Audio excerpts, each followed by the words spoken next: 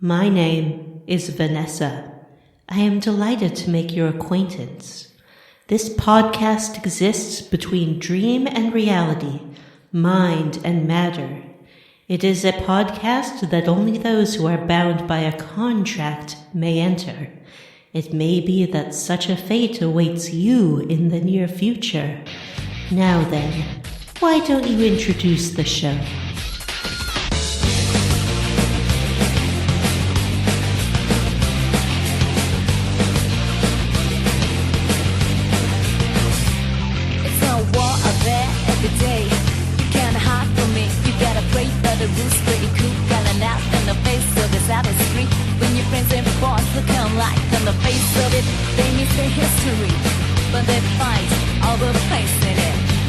Hey everyone, and welcome to Square Roots, the classic RPG podcast. My name is Jim Banks. I am joined by Matthew Van Zant. And I'm your host, Matthew Van Zant, and I'm joined by Jim Banks. And John, Velvet Room Brandon. Ooh, babe. What's going on, Velvety. babe? Hey, babe. Hey, babe. And Vanessa. I'm Vanessa Chan. Hi. Vanessa Coon.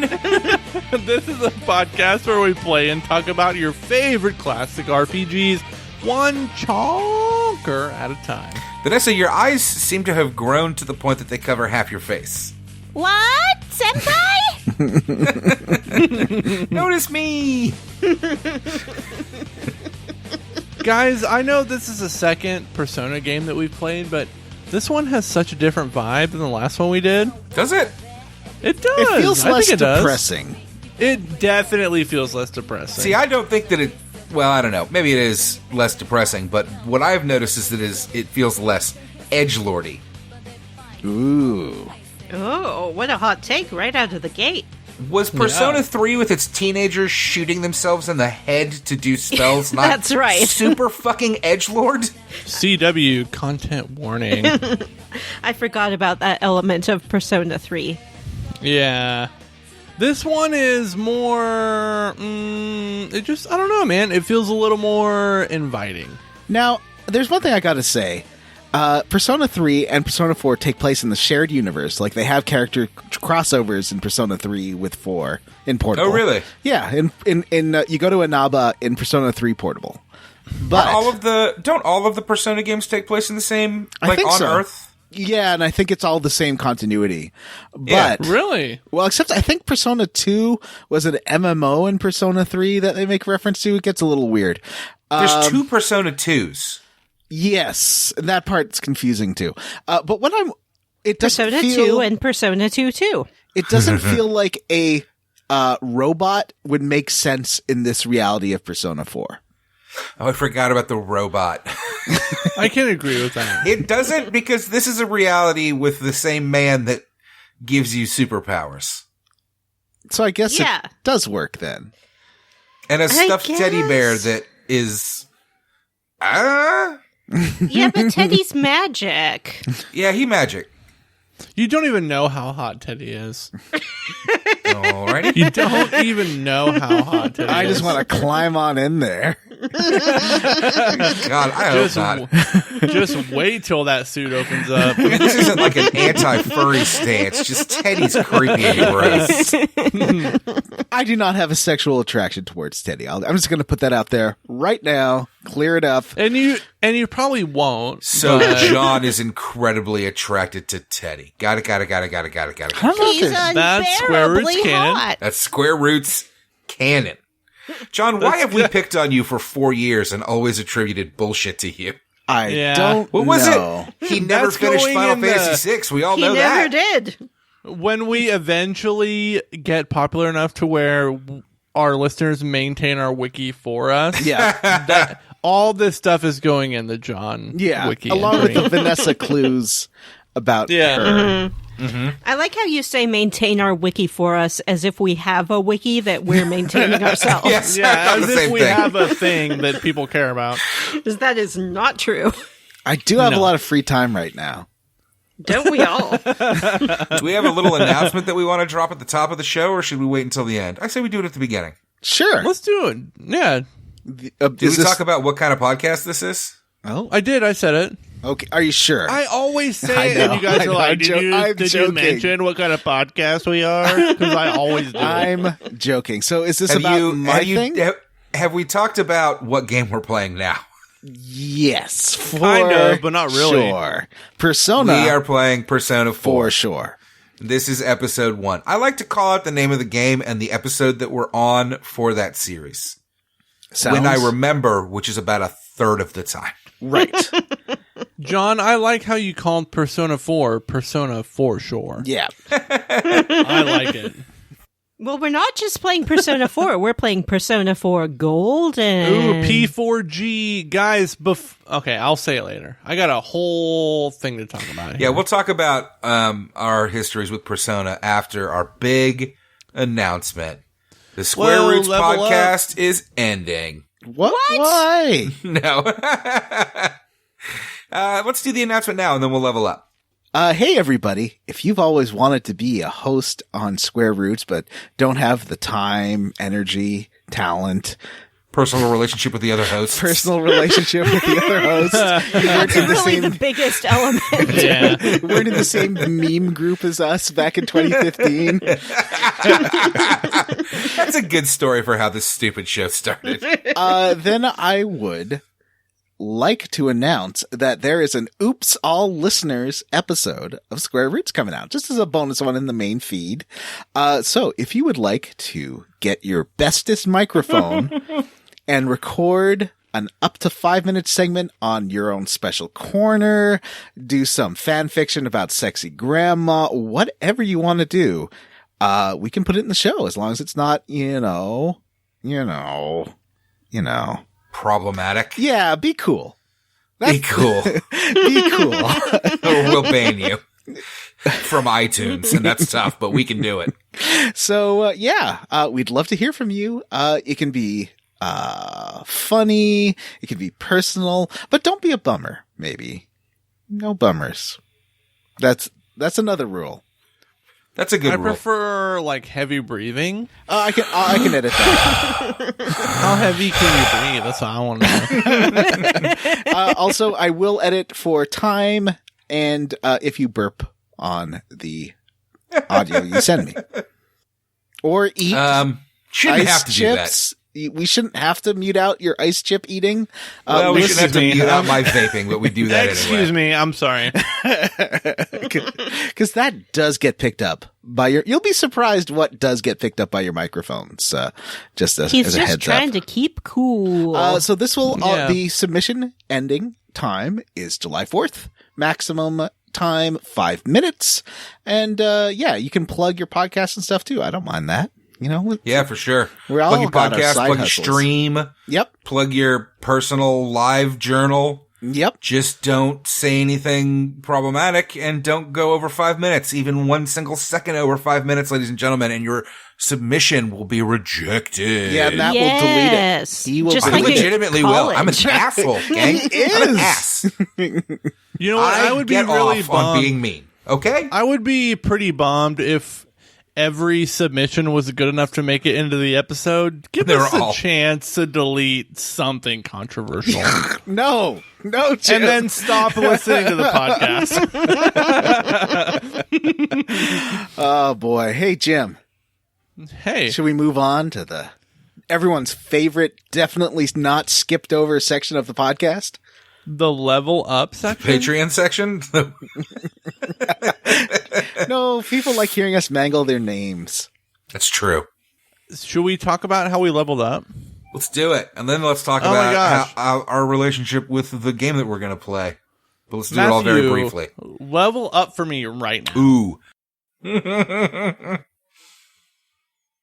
didn't plan ahead. How did I level up? What did I do? Did you watch? Started playing PUBG Deep Space again. Nine. You got to season 7. I'm on season 7 of Deep Space Nine. I've been rewatching Deep Space Nine in my spare time. Actually, it's not my spare time. It's my work time because I like to have a second screen, third screen really going with something that I only have to pay half attention to. Deep Space Nine, I watched the best episode of that show ever. They played baseball. It was amazing. Season 6 and 7's where they introduced that nightclub singer that at first I really didn't like, but then he grows on you. You know what's funny, John? I said that in the Discord just today. Why? It's season 7 is when they introduce him, and he is Frank Sinatra. And why is Frank Sinatra just a character on the show? And also, it breaks all the laws of the holodeck. It's crazy. The show gets a little wacky. We've got some new cast members that joined at the beginning of season 7, and then when they get their own episodes, you're like, why? This is the last season. Just fuck off. Move on. I'll tell you what else I've been doing. I guess I don't have a lot to talk about. I have been playing a whole boatload of PUBG again. I'm back on the PUBG wagon, unfortunately, or I fell off of it, maybe. Mm-hmm. Anyway, ladies and gentlemen, if you're looking for a nice low-key PUBG streamer, check out the Beard Guys. The Beard Guys. It's a British guy named Ben. He's really friendly and charismatic and chill. And I've been watching him almost every day. He streams from for me, it's like 8 a.m. to 1 p.m. I don't know what that is in Britain time. So I wake up every morning and watch PUBG for 5 hours. Wow. It's maybe a little disturbing. I've been staying up until 1 or 2 o'clock in the morning playing it. It's bad. The itch came back, and it came back hard, you know? Mm-hmm. You gotta get that Xbox, John. No, but watch this. Listeners, pay attention to this. Can we play some PUBG after the show, Matt? You mean at midnight? No. See, every time I try to play PUBG with Matt, he's like, "Oh no, that's not going to happen." That actually made me laugh. What was that? What was that yesterday when Matthew was talking about PUBG and John's like, "I'll play PUBG with you," and Matthew's like, "Well, not right now." I was working. All right. Anyway, that's how I leveled up. I played PUBG. I watched Deep Space Nine, the best Star Trek, I think. Deep Space Nine never gets to the high highs of the best Next Generation episodes, but it never comes close to the low lows of Next Generation episodes. Just kind of remains good. Can I make a quick comment? Or question? Yeah. 2 questions. One, what did you think of the sci-fi writer episode? I thought it was when he, I don't remember what the situation there was. It was like a hallucination, right? I thought it was excellent. And I thought it was super fun seeing all of those actors outside of their costumes. I didn't recognize half of them. I think it was supposed to be did you hear about the original plan for that episode being kind of the ending of the show, that it was all not all a dream, but it was all a story written by that guy? Yeah, I did read about that, and that sounds terrible. That is legit terrible. But their justification for it, I think, was that the prophets linked the destinies of Cisco with this guy on Earth back 500 That's some years terrible ago. Nonsense. Because they addressed that character comes back, I think, right around. I where already you are. saw that as well, and that was the prophets using that vision to motivate Cisco. So that was I think that is justifying how it happened, basically. It wasn't a dream. It's a the prophets basically linked these two people, and that's why all these things are happening Terrible. between them. Didn't need those details. I enjoyed the episode as a standalone weird hallucination that Cisco had. Now, the other, point number 2, I know it's Vanessa and I's one of our favorite episodes. I think it's Vanessa's absolute favorite episode of DS9. Did you get to the one, what's that one called? Where the stars have no lease, or? It's the one with that's all Cisco monologue all the time. Yeah. Is that the one in the Pale Moonlight where Yes. Yes. In the Pale Moonlight was excellent, and I'm kind of trained by these shows to wait for the other shoe to drop, and so I'm still waiting for the other shoe to drop on that one. But that was an excellent episode. It's a great show. I think that maybe the actors are not quite the caliber of the actors of TNG, but I think the episodes range from good to great, and never, other than 1 or 2 that just hit me wrong. There's a couple of episodes that I thought were real stinkers. I don't think it ever gets really bad. I mean, there's one where Miles is a spy in the mafia for an episode for some reason, and that was horrible. That is, I don't know how people like that episode. That episode is And there's one that some of our listeners have told me they really like that I said I hated, which was where Jake is an old man and he's remembering his father. Oh, I love that one. Yeah, people seem to like that. I had a real problem from the get-go just with the setup. I was like, so this is throwaway bullshit. And, so just something about that episode, just the premise of it, it rubbed me wrong the whole time. So I didn't really like it, but I know people do enjoy that episode. Anyway, Star Trek Deep Space Nine. Great. Can't believe that I've watched 7 fucking seasons of this show. Should I, A, watch Voyager? B, watch Farscape? C, Ooh. watch Babylon 5? Ooh, if you do B or C, I kind of want to do it with you. I might watch, Farscape is on Amazon Prime right now. Babylon 5, unfortunately, is not available for streaming. I did find some interesting information out about Babylon 5 and Deep Space Nine. Mm-hmm. That Deep Space Nine was a ripoff of Babylon 5, basically. Yeah, I mean, they're pretty different shows. I like them both. I was reading a bit about Babylon 5, and the creator, J. Michael Straczynski, who is a comic book writer that I have read for years, said that he went to Paramount or whoever with a show Bible for Babylon 5 in like 89, several years before they started production on Deep Space Nine. Yeah. And that like a lot of the elements were not just the same, but like dead on ripoffs. And I do believe him because he's not terrible. Yeah. That's far as I know. Hollywood for you. Anyway, That's I've been enough talking too Deep long. Space Nine talk.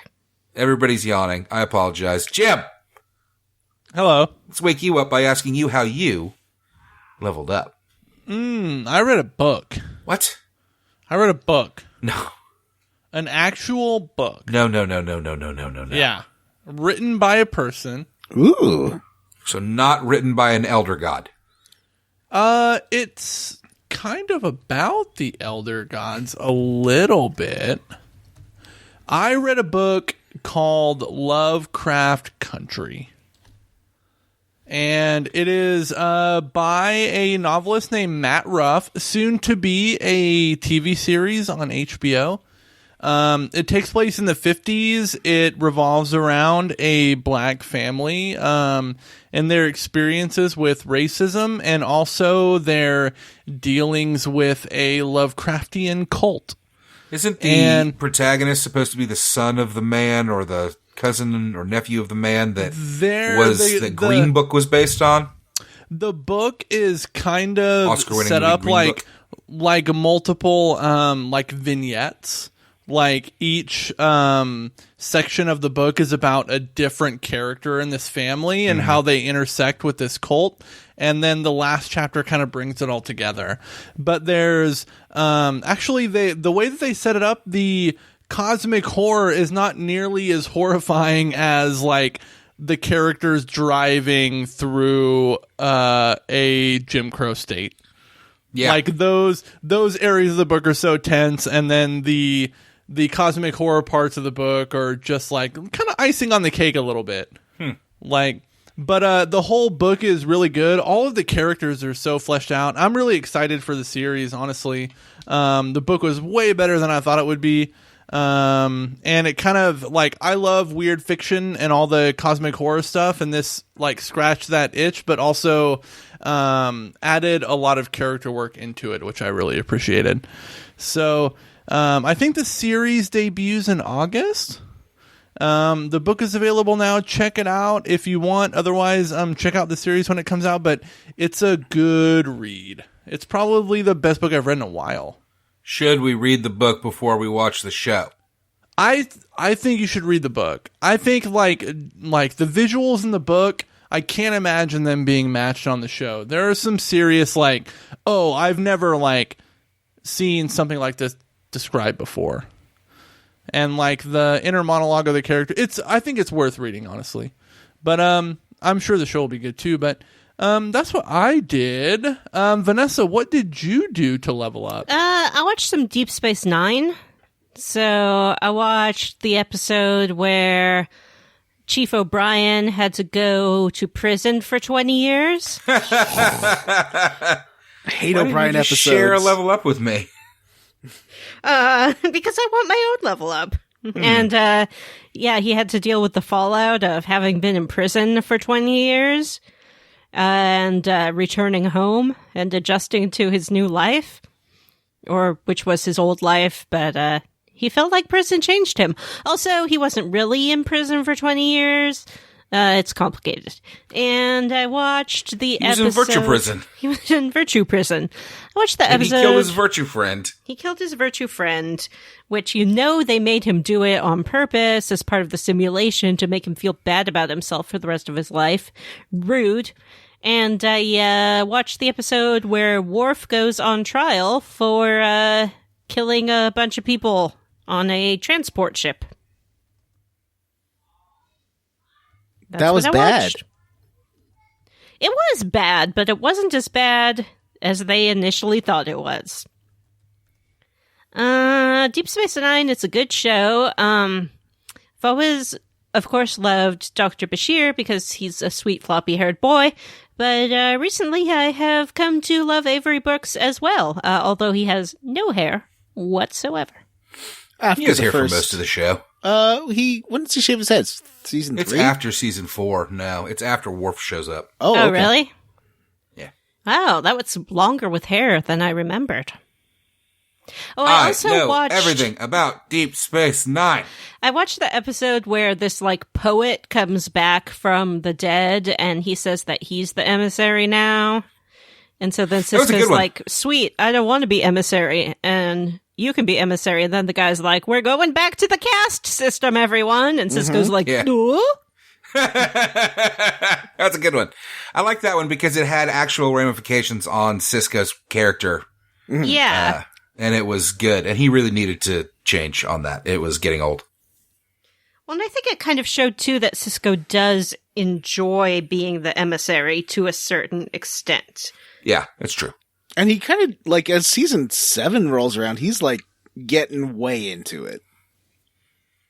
It's earlier than that when he, full blown is I'm the emissary and I'm telling y'all you should not do this major thing that you're going to do. Right. And they were like, "Oh shit." That was some good stuff. Yep. And I think I like Avery Brooks as an actor. I think he's very intense. A lot of the ongoing plot threads in Deep Space Nine are super good. And that's neat. The thing with Avery Brooks and the Prophets, Kira and her whole deal with Worf was really fun. I like Bashir's stuff and how that kind of resolves itself. Jetsia. Bashir's stuff and Miles' stuff also. When the show turns into Miles and Bashir, nerdy bros, it's really good. Let's go to the Holosuite and play games. They're bestest friends. It's fun. John's rolling his eyes because he fucking hates Miles. I don't know why. Do you remember when CNN had a NASA reporter named Miles O'Brien? No. He got laid off, but he, legit was their space reporter, and his name was Miles O'Brien, and it was the greatest thing ever. It's pretty great. Deep Space Nine is good, y'all. Shoutouts to Cole Meany. Have we all leveled up now? Did John go? Cole Meany. John has not gone. That's the only time that's ever been said on a podcast. Shout out to Cole Meany. It's pronounced column. You know what? I think... Is it column? Yeah. Column Meany? Yeah, for real. Oh, okay. I apologize. Loved you in Hell on Wheels, Cole Meany. You know what? I think he's great. I think he probably made his call time every single day. He came to work with a positive and professional attitude, and then he went home when his work was done. And what more can you ask from a person? Yeah, that guy was probably wonderful to have on set. A pleasure to have in class is Cole Meany. Absolutely. I think it's because... He was in Con Air. Because, every O'Brien episode, him and Keiko just have, these kind of negative plot lines or nothing really You good. said that when I started watching this show, and that has not been borne out in any way, shape, or form. Not just about their relationship, but just, they always kind of have to go through arduous stuff, and they never have fun together. When do they ever just... I'd love for them to go on a cool adventure that wasn't about, horrible things happening to their family or self. That's actually a good point. It would be nice if they just occasionally went on, good adventures. Yeah. Instead of, because it really is, it's not that every episode is about, them hating each other, but they do have an awful lot of marriage problems, but that's just drama television. But you're not wrong, where, the positive stuff is all small. You get a short scene of them having dinner together that's nice. And then you get an episode where Keiko's baby is in Kira's tummy for six episodes. And I'm not approaching this as a person who dislikes Keiko. I loved Keiko on she's great. TNG, and I think she's great in this. She's not used well, and she never has fun stuff to do. And that is my big big issue with That's a good point. the O'Briens. I will say that she did They have do fun play stuff her- to do in that one episode where she becomes a child. That was in TNG, right? That's TNG, I think. Yeah, I said in TNG she was great. They do kind of play her as like the nag, and that is kind of shitty, actually. You guys sound like you're making stuff up. We are fucking. We have spent does. 25 minutes talking about Deep Space Can Nine. I level up? Yeah, you're the one that please. brought it up. Okay. So, my level up is I have So been you watch watching Deep Space Nine. a show called What We Do in the Shadows. I'm almost Ooh. finished season 2.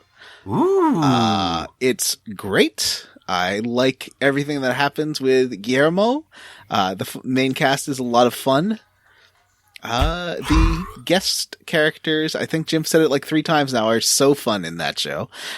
They are. Also, I have been playing XCOM, and I've made listeners into members of the squad. Although I have been save scumming to keep the Jim, Matt, and Vanessa alive. Thank We appreciate that, though. But I actually, I'm planning on watching What We Do in the Shadows when I finish Deep Space Nine. it's very good. And exciting. also, I played some Dead by Daylight. Ooh. Bum, bum, bum. A Sounds favorite- like a zombie game. It is not. What? No. It is like the Friday the 13th game, a asymmetrical game where you can't kill the bad guy who's played by another player, and therefore you have to do these tasks to get out, escape the level. It's like a stealth multiplayer game. Is it fun? I've kind of always wanted to try it because it has so many like iconic horror bosses in it. And the problem is like Pyramid Head. Yeah. Like, yeah, it's got the Shape from Halloween. Freddy Krueger's in there. I think. I haven't seen him yet. There are also like Japanesey type things, like a Yeah. spirity The thing. I like Grudge. to watch streams of The it Ring. sometimes. Me too. It's very fun to watch. I know that like I follow Chuck Tingle on the social media. Okay. And he's been very into it lately, trying to get his own villain in there, which would be very fun. That would be amazing. I think the game is fun. I tried playing as a killer. I got one game of that. That's too like I don't know. I couldn't figure out where any of the hooks were, and that seemed to be like my major thing. I was walking around with these people for 2 minutes trying to hook them. It is more fun for me as a survivor and trying to get away. It's really satisfying when you can get away from someone chasing you. For sure. It reminds me of PUBG a little bit in terms of like the hiding and getting stuff done element of it. I recommend. I'd love to play it with you folks if you ever want to play it. Good PUBG players don't hide, John. Okay, well, I'm terrible. Gotta get on the Xbox and play with Matthew. Can we play tomorrow? On the Xbox? Sure. You don't have an Xbox. No, but my roommate's boyfriend does, and I could ask him if I can install Ooh. PUBG on there. Actually, I have... maybe tomorrow night. I have family coming into town tomorrow. Well, let me All know. right, guys, who's ready Wait, to enter? wait. Oh, wait. I have one more thing to level up with. Oh. We still need to talk about our history with PS4, with P4. Yeah, we gotta do that Oh my too. god, this episode is taking It's forever. gonna be a long episode, and I don't have to edit, so I don't care. Do you remember that time we played Jackbox on Zoom with a bunch of our listeners and streamed it onto YouTube, and it was very fun? Sure, I remember that. We just did it a few days ago. Yeah, that's my other level up, and I hope that we can do it again. So, listeners, keep your eye on the Facebook group, and if we have time to do that again, we will announce it there as an event. Yeah, that was actually super fun. So we did an interactive like Zoom stream with our listeners where we played Jackbox and our listeners played with us, and they got to interact with us via chat, and we were on video stream, and it was a really fun time. Sounds like a fun time. It was. Yeah, Matt wasn't invited, so we got our loyal listener, Matt Jorgensen, in instead. I thought you We got had a Stan in. replacement, Matt. Yep. Matt, too. With long, We luxurious had a hair. replacement Matt and a plus Stan. Yep. Okay, well, this is the first that I'm hearing that you replaced me, and I'm very hurt. Well, if you had watched the video on YouTube. I was fucking busy. It was like a It's Saturday. been available People for have like lives. 5 days, and you haven't even watched it. Why would I want to watch an old stream? What didn't you probably watched a Jean-Claude Van Damme movie yesterday. I watched Starship Troopers, Okay. and it was Was that like awesome. 1998? Casper Van Dien. What an excellent movie. Such a I good actually satire. watched that movie on Saturday, Did and you? it's really good. It's fucking amazing. Why It's are really such y'all a watching cutting Starship satire. Troopers? Because it's amazing. And it's also Because it's on it's a good Netflix right movie. now. I did a cold Clint- read of a scene from Showgirls with my friend Teddy yesterday online. That was pretty fun. And now, is Teddy, your friend online, a bear suit that is alive?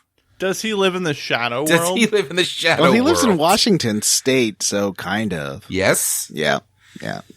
Hey, I know that everybody wants us to get on with the show, but maybe we should quickly talk about our own little brief histories with P4. And I'll start. I've never played it. It's the one of the 3, 4, 5 that I haven't played. I've been putting it off to play it for the show. I'm very excited.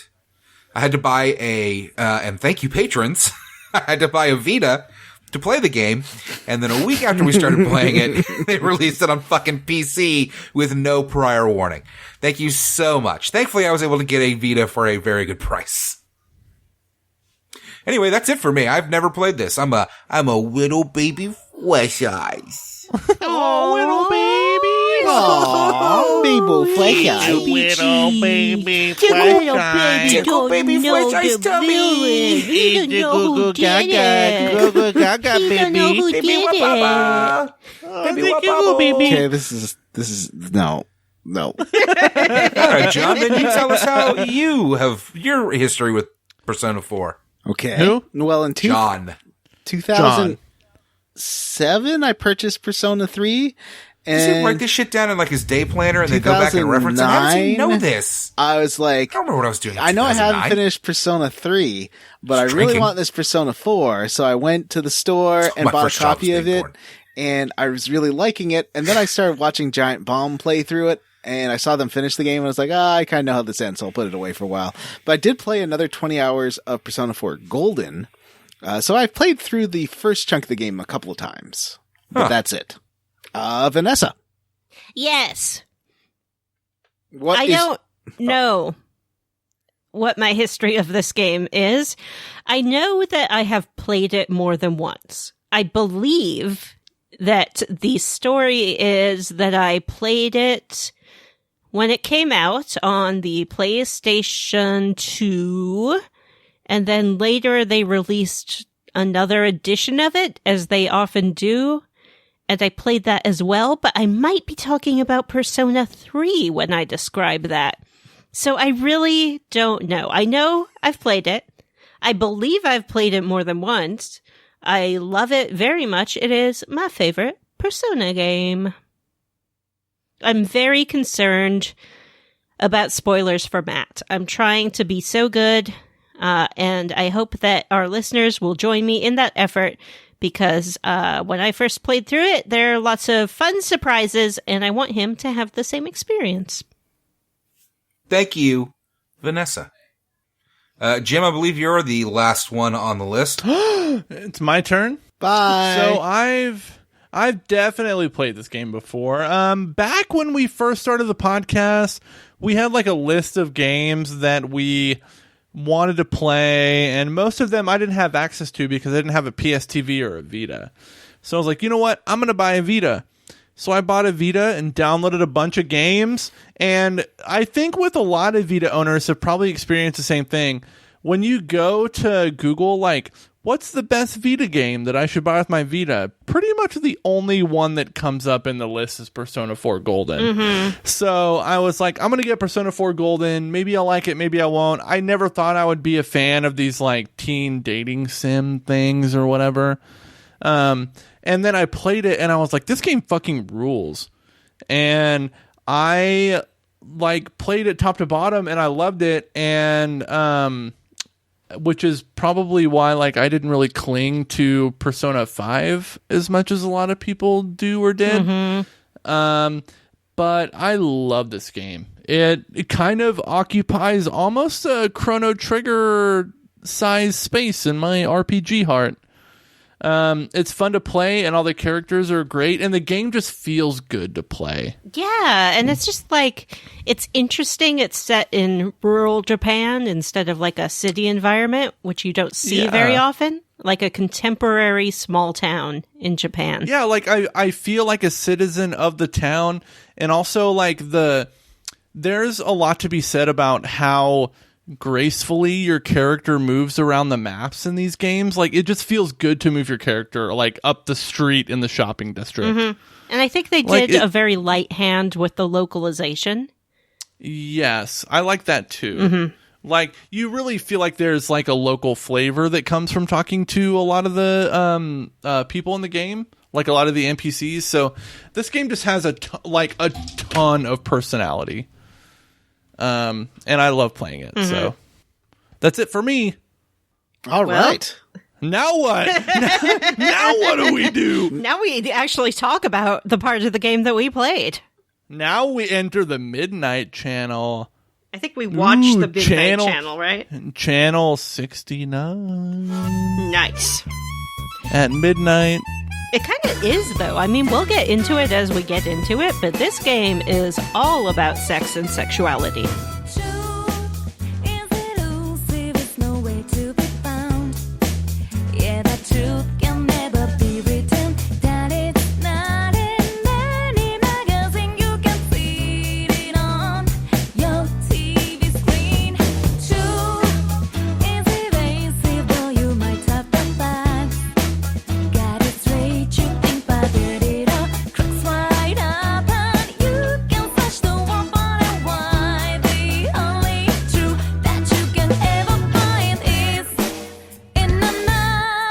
It is. There's a lot happening in this game.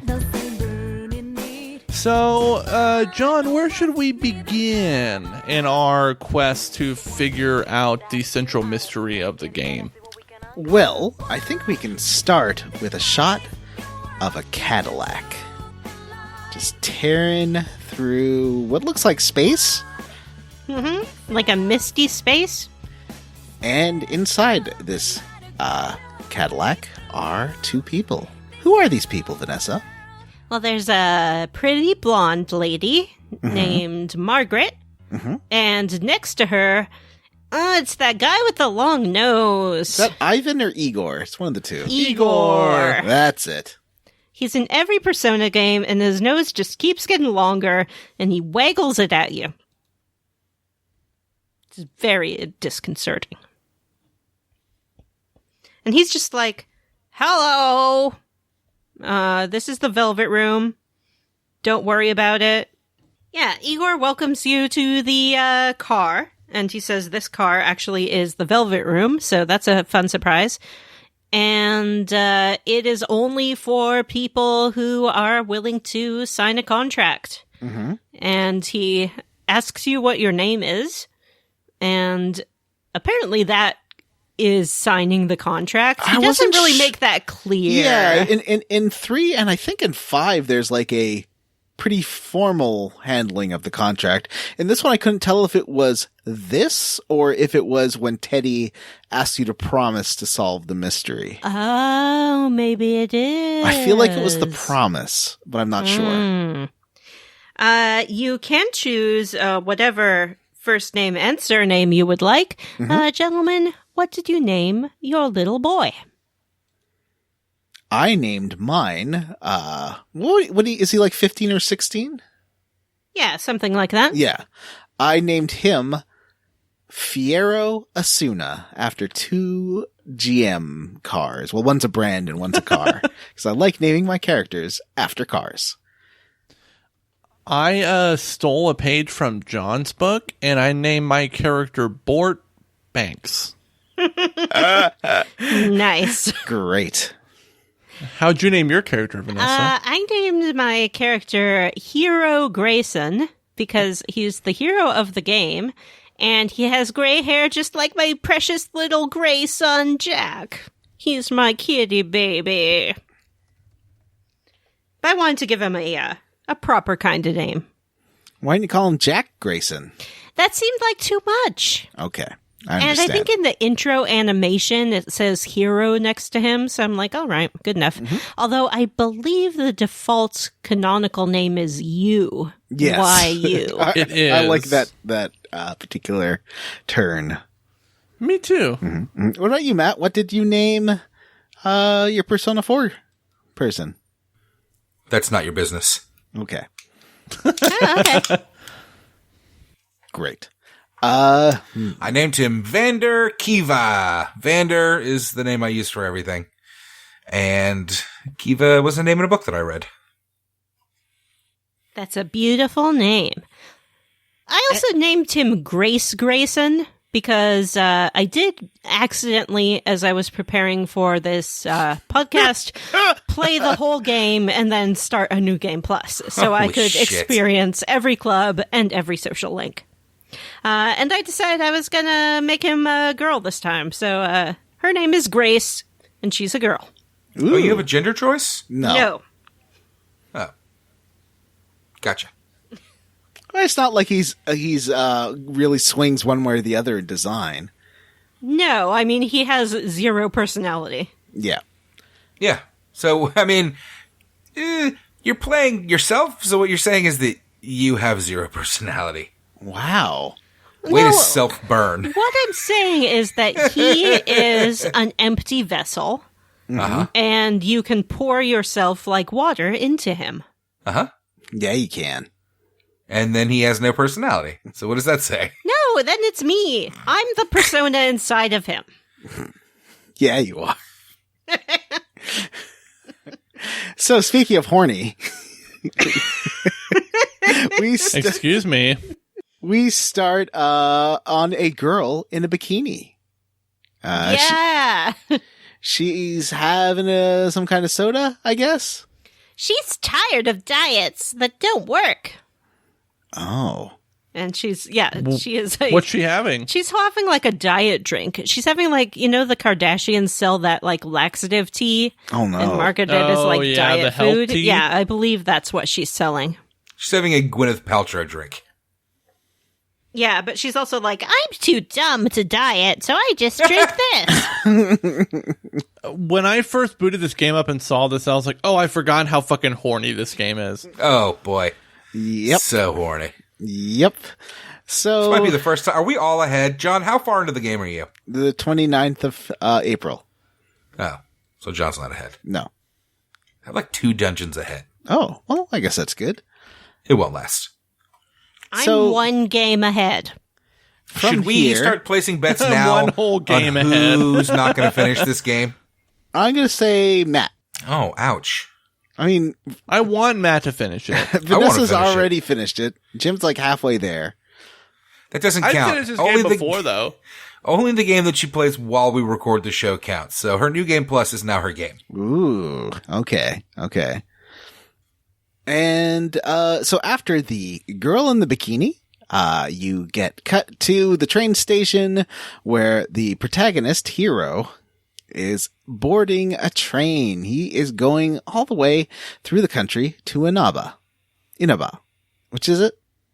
Inaba, right? Inaba. Yeah. Inaba. And did something happen with the Velvet Room on this journey, or is it just a pretty uneventful train ride? I think you fall asleep on the train, and that's where you see it. I feel like that's it, but maybe I'm wrong. It could be. 'Cause then you wake up and you are there. You are in Inaba. Yeah. And you get picked up by your uncle, Vanessa. Let's talk about you and the uncle. Okay. How do you feel about the uncle? I feel good about the uncle. I feel appropriate about Okay. the uncle. It's not true. He's so hot. Oh. He's the What's his name? best Dojima. Daisuke. Oh, Dojima. It's Dojima. Dojima. Yeah. And he's like grizzled and his collar button is popped open. And sometimes he has like a cigarette hanging out of his mouth and he's just like Horribly negligent of his daughter. hey, When you I'm come a home in the tragic evening widow. and Dojima's there, it's like, I want to spend time with Dojima. When you come home and Dojima's there, you're like, holy shit, you live here. I forgot. It's like, give me your affection, Dojima-san. You're going to take it away from Nanako? The one day a week where he's there? I think that I would be a wonderful mother for Nanako. And I think that Dojima can see it too. I think anyone would be a better mother or better parent than Dojima. Like, you could get a if Roomba anything, that would give her more attention. Roomba with googly eyes.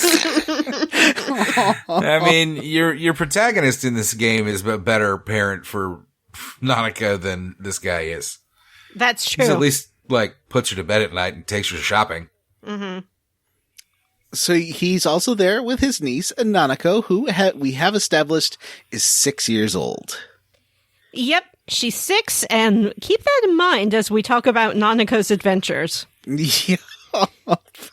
She's very mature for her age. Oh, boy. Ugh. She can memorize the entire Junus jingle. I mean, so could I. I was doing Ronald Reagan impressions when I was 5. More importantly, she can make a full breakfast and some kind of dinner, and she can keep house. Mm-hmm. She can walk herself to school and to her friends. Neither her nor her dad know how to make dinner. She picks it up. If she knows she's eating by herself, she goes and picks up food from the store, which is the saddest thing. Mm-hmm. Yeah, she just eats, like, cup noodles all the time. Well, she like, that day she bought some sushi and stuff. She buys different things. Although she does buy a lot of cup noodles. I have a lot of questions about the cup noodle usage in this game. Like, every time someone says, like, hey, I'm eating cup noodles, I feel like it's like, hey, I just bought, like, a lean cuisine. Like, Well, I don't think so. Have you I had think the that cup deluxe noodles ones? are like... No, those big, like, soba noodles that they have, Yeah. like, that seems good. I just don't, like, it's not a thing, really, in the United States where, like, I bought this freeze-dried thing and, like, everybody's, like, wants to gobble it up. It's because That's true. the ones in the like the cup noodle brand ones are very basic, but like the ones she's getting are those like giant super deluxe ones with lots of different meats and veggies. Yeah, that you have to go to, like, an Asian grocery store for. Yeah. But, like, I've never eaten one of those, and everyone's been like, oh, let me have that. I'm gonna slurp it up. Because Well, that's what everybody wants to do to these. You're an adult, noodle. though. You know, it's like, it would be weird if you Yeah, went to these are work with your teens. lunch and was like, They let me barely have Good have some. point, control actually. over their impulses. My friends and I would have killed each other for those chicken sandwiches that we got in middle school, you know? Cup noodles are super popular in Japan, right? Like, Yeah. that's like a thing? Yeah. Like a thing. Well, instant ramen in general is super popular there. Yeah, I mean, instant ramen is amazing. Yeah. So, it is. Like you can get some really good ones. I should go. This is motivating me. Maybe, it's downtown and it's full of people and no one wearing masks.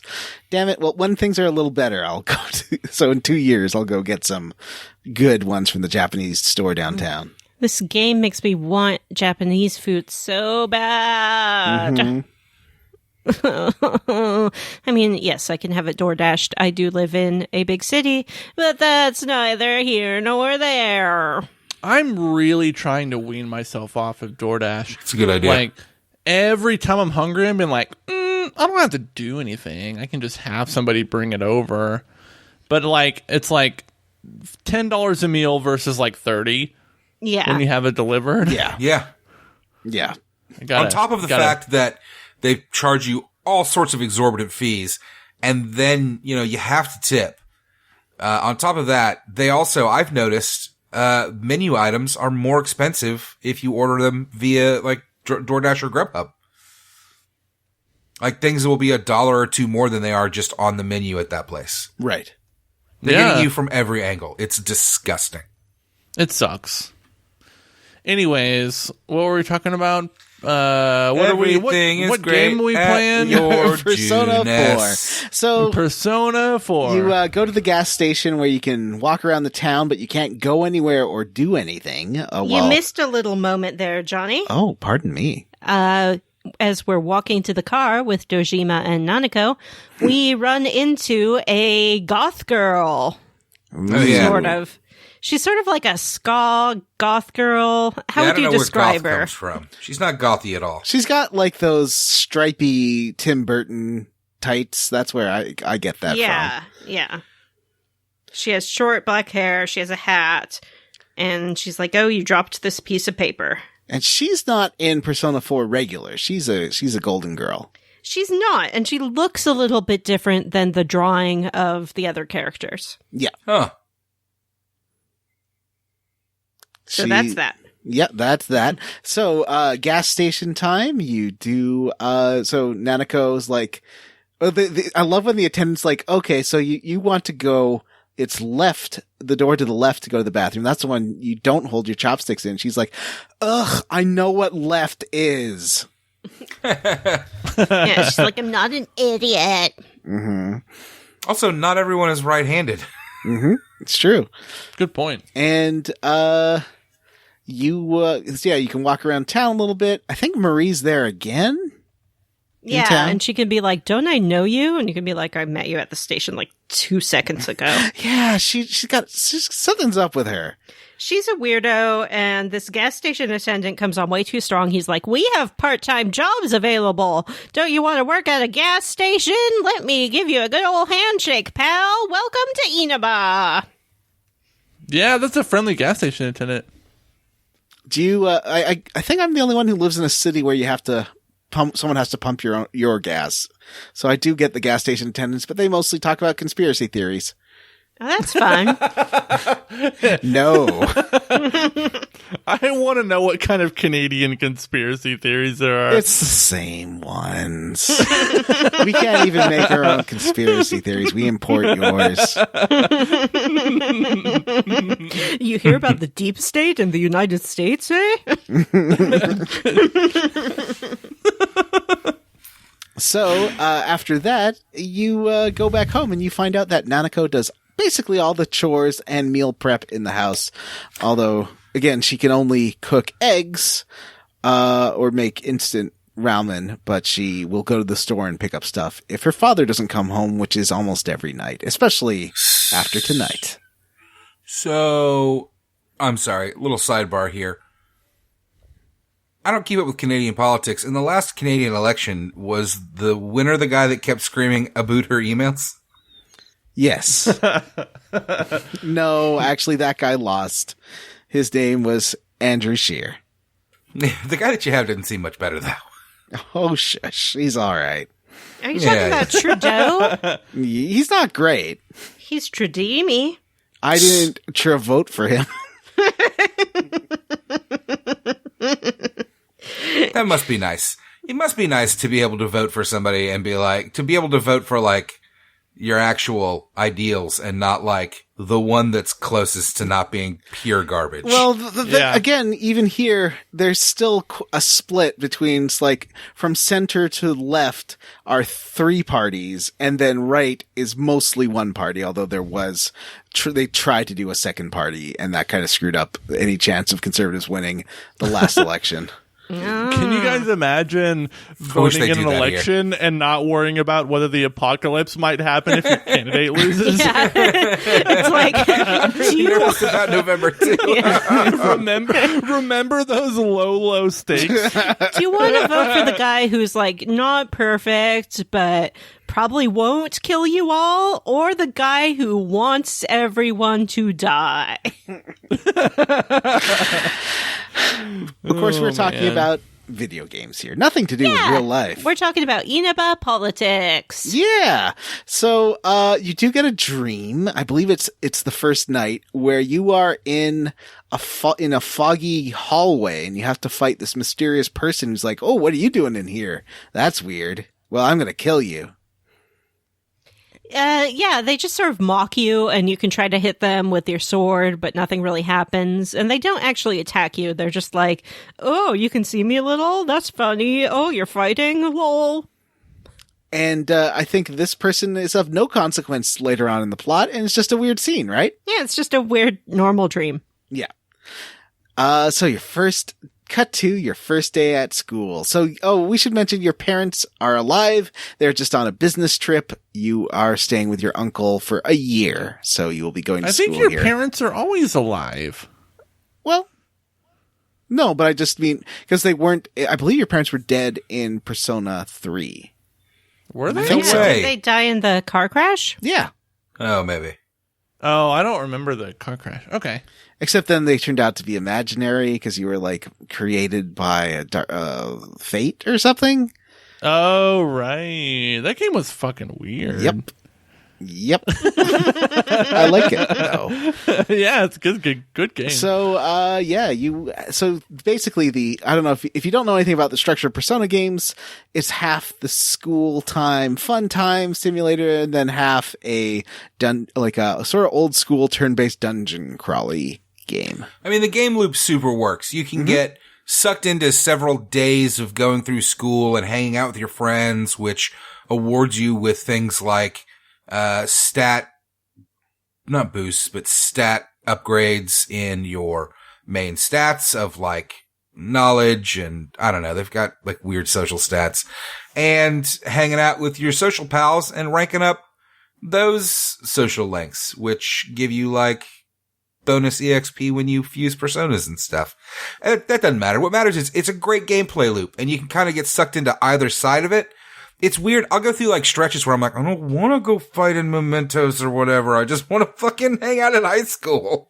I think I generally like doing I tend to concentrate like 2/3 on the leveling and dungeon stuff, and then I kind of go through the social stuff. I mean, I still like it, but I like the combat better, and I like exploring. But I'm totally opposite. I will do the dungeons in one night as often as I can to have so many more days to just socialize and upgrade my personal statistics and make good friends.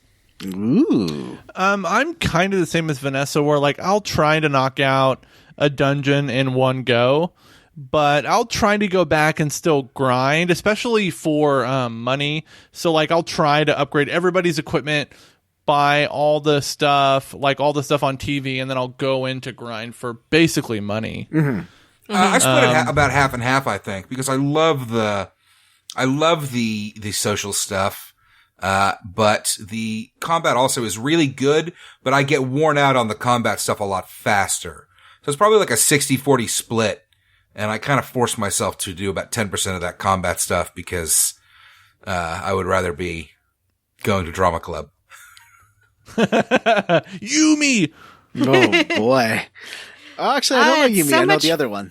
It's so much fun to have a game where you can play it in your own style, and yet we're all successful at it.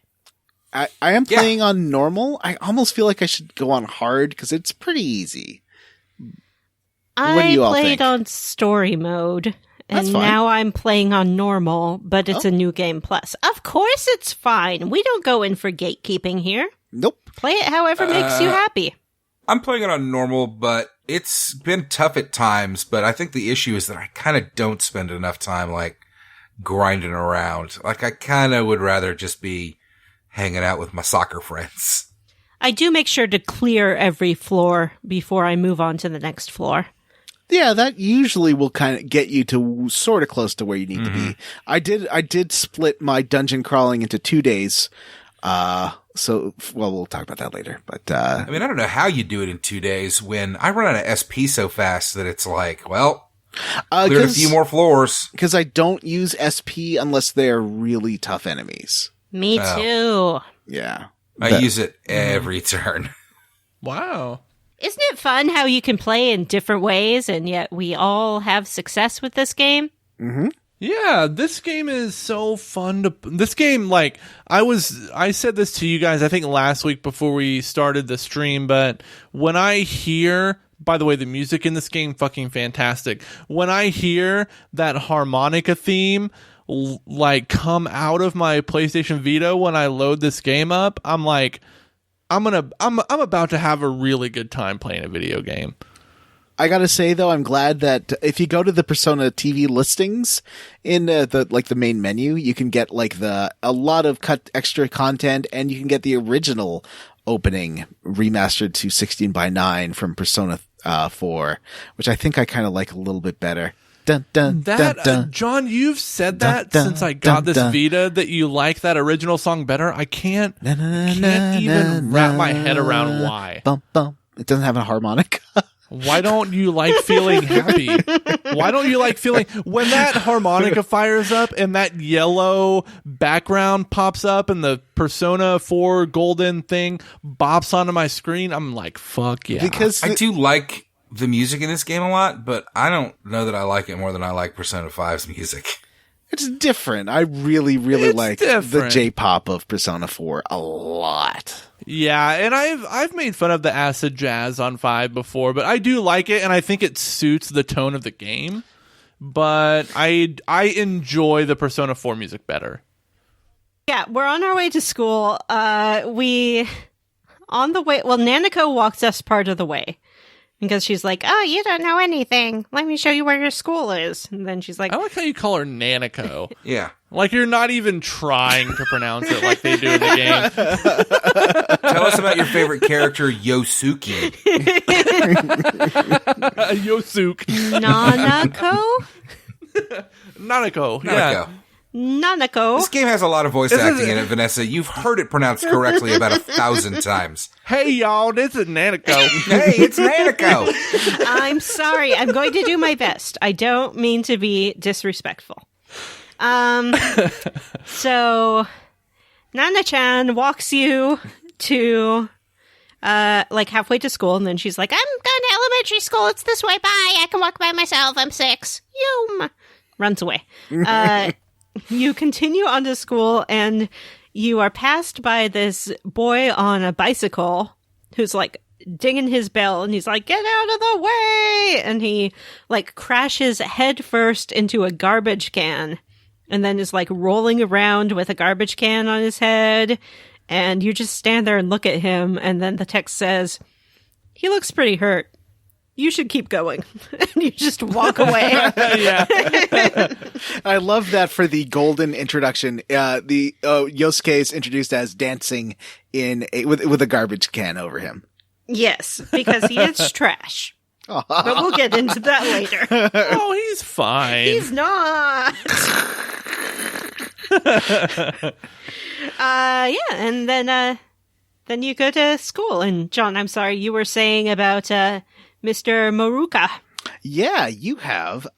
Your teacher, unfortunately, is, I think, the notoriously worst teacher at the school, named Kinshiro Moroka, or they call him King Moron, in this very good localization by Nick Maragos, who used to be on, like, One Up Show and stuff. Him and his brother. Oh. Yeah, he had a twin brother. Yeah, it's a great localization. There's nothing that's like, that doesn't make sense as a joke, or like there's a lot of puns and things like that. It's great. Maragos? I can't pronounce it. Yeah, I think it's, it's mostly pretty good without there's a couple of questionable choices, mostly involving Funky Student, but I don't know. It was probably trying to stay accurate to the source material and that. Right, I forgot about Funky Student. We always. Egyptian teacher is one I have a big question mark about. She's a history teacher, though. Yeah, I think she's just sort of like a horny fetishist. teacher. Well, she's When we get a few more episodes in, I need to talk about horny teacher. because Egyptian teacher. I think she's Japanese. She just is like super obsessed with history. Yeah, John, have you made it far enough to get to horny teacher? No, not yet. Okay, horny teacher. It's the Jim, horniest you said teacher. horny teacher like 18 times in 5 minutes. H-t, I'm sorry, H-t is... She is the H-est of the T's that we've ever had in a video game. Oh, I don't know wow. that I've run across this one yet. Huh. Well, so Moroka is a jerk. He's dumb. he's got an unfortunate tooth problem, which that is not here nor there as to his value as a person, but he's just like antagonizing towards his student. He thinks they're all morons and stupid and lascivious. He accuses everyone of like trying to perv on the girls. Oh, he's the fucking worst. Yeah, he sucks. Mm-hmm. Like, you can tell it's all projection, which is so Oh, gross. yeah, he himself is definitely perving on the girls. Right. And, so it kind of just fit like, one of the girls there, wants you to sit next to her. Her name is Chie, and her friend Yukiko. And also sitting near them is, the dumb boy whose name is Yosuke. Yeah, garbage boy. Garbage boy. They all kind of seem to they have like a rapport. Like they might be kind of the odd ones out at the school. Maybe the misfits. Mm-hmm. Chie is super sporty. Yukiko, I would say, is more traditional looking. She just has long black hair and seems kind of shy. And Yosuke is kind of the loudmouth class clown. I wouldn't call Yukiko shy. I would say that she's very prim and proper. But she's pretty different than like Mitsuru from the last game. Yeah. Yes. Because she's less demanding. Yeah, she's reserved, I would say. Assertive. Mm-hmm. Yeah. Yeah, and this game is really good about writing in ways that, like, it leaves a lot to be like gleaned through subtext. You know what I mean? Like, people infer a lot, like characters infer a lot to each other. Like, you get the, like, even just talking to Chie and what's the other girl's name? Yukiko. You get the sense that there's a lot of relationship between them before it's explained. At least I did. Yeah, I mean, they're all really fleshed out characters.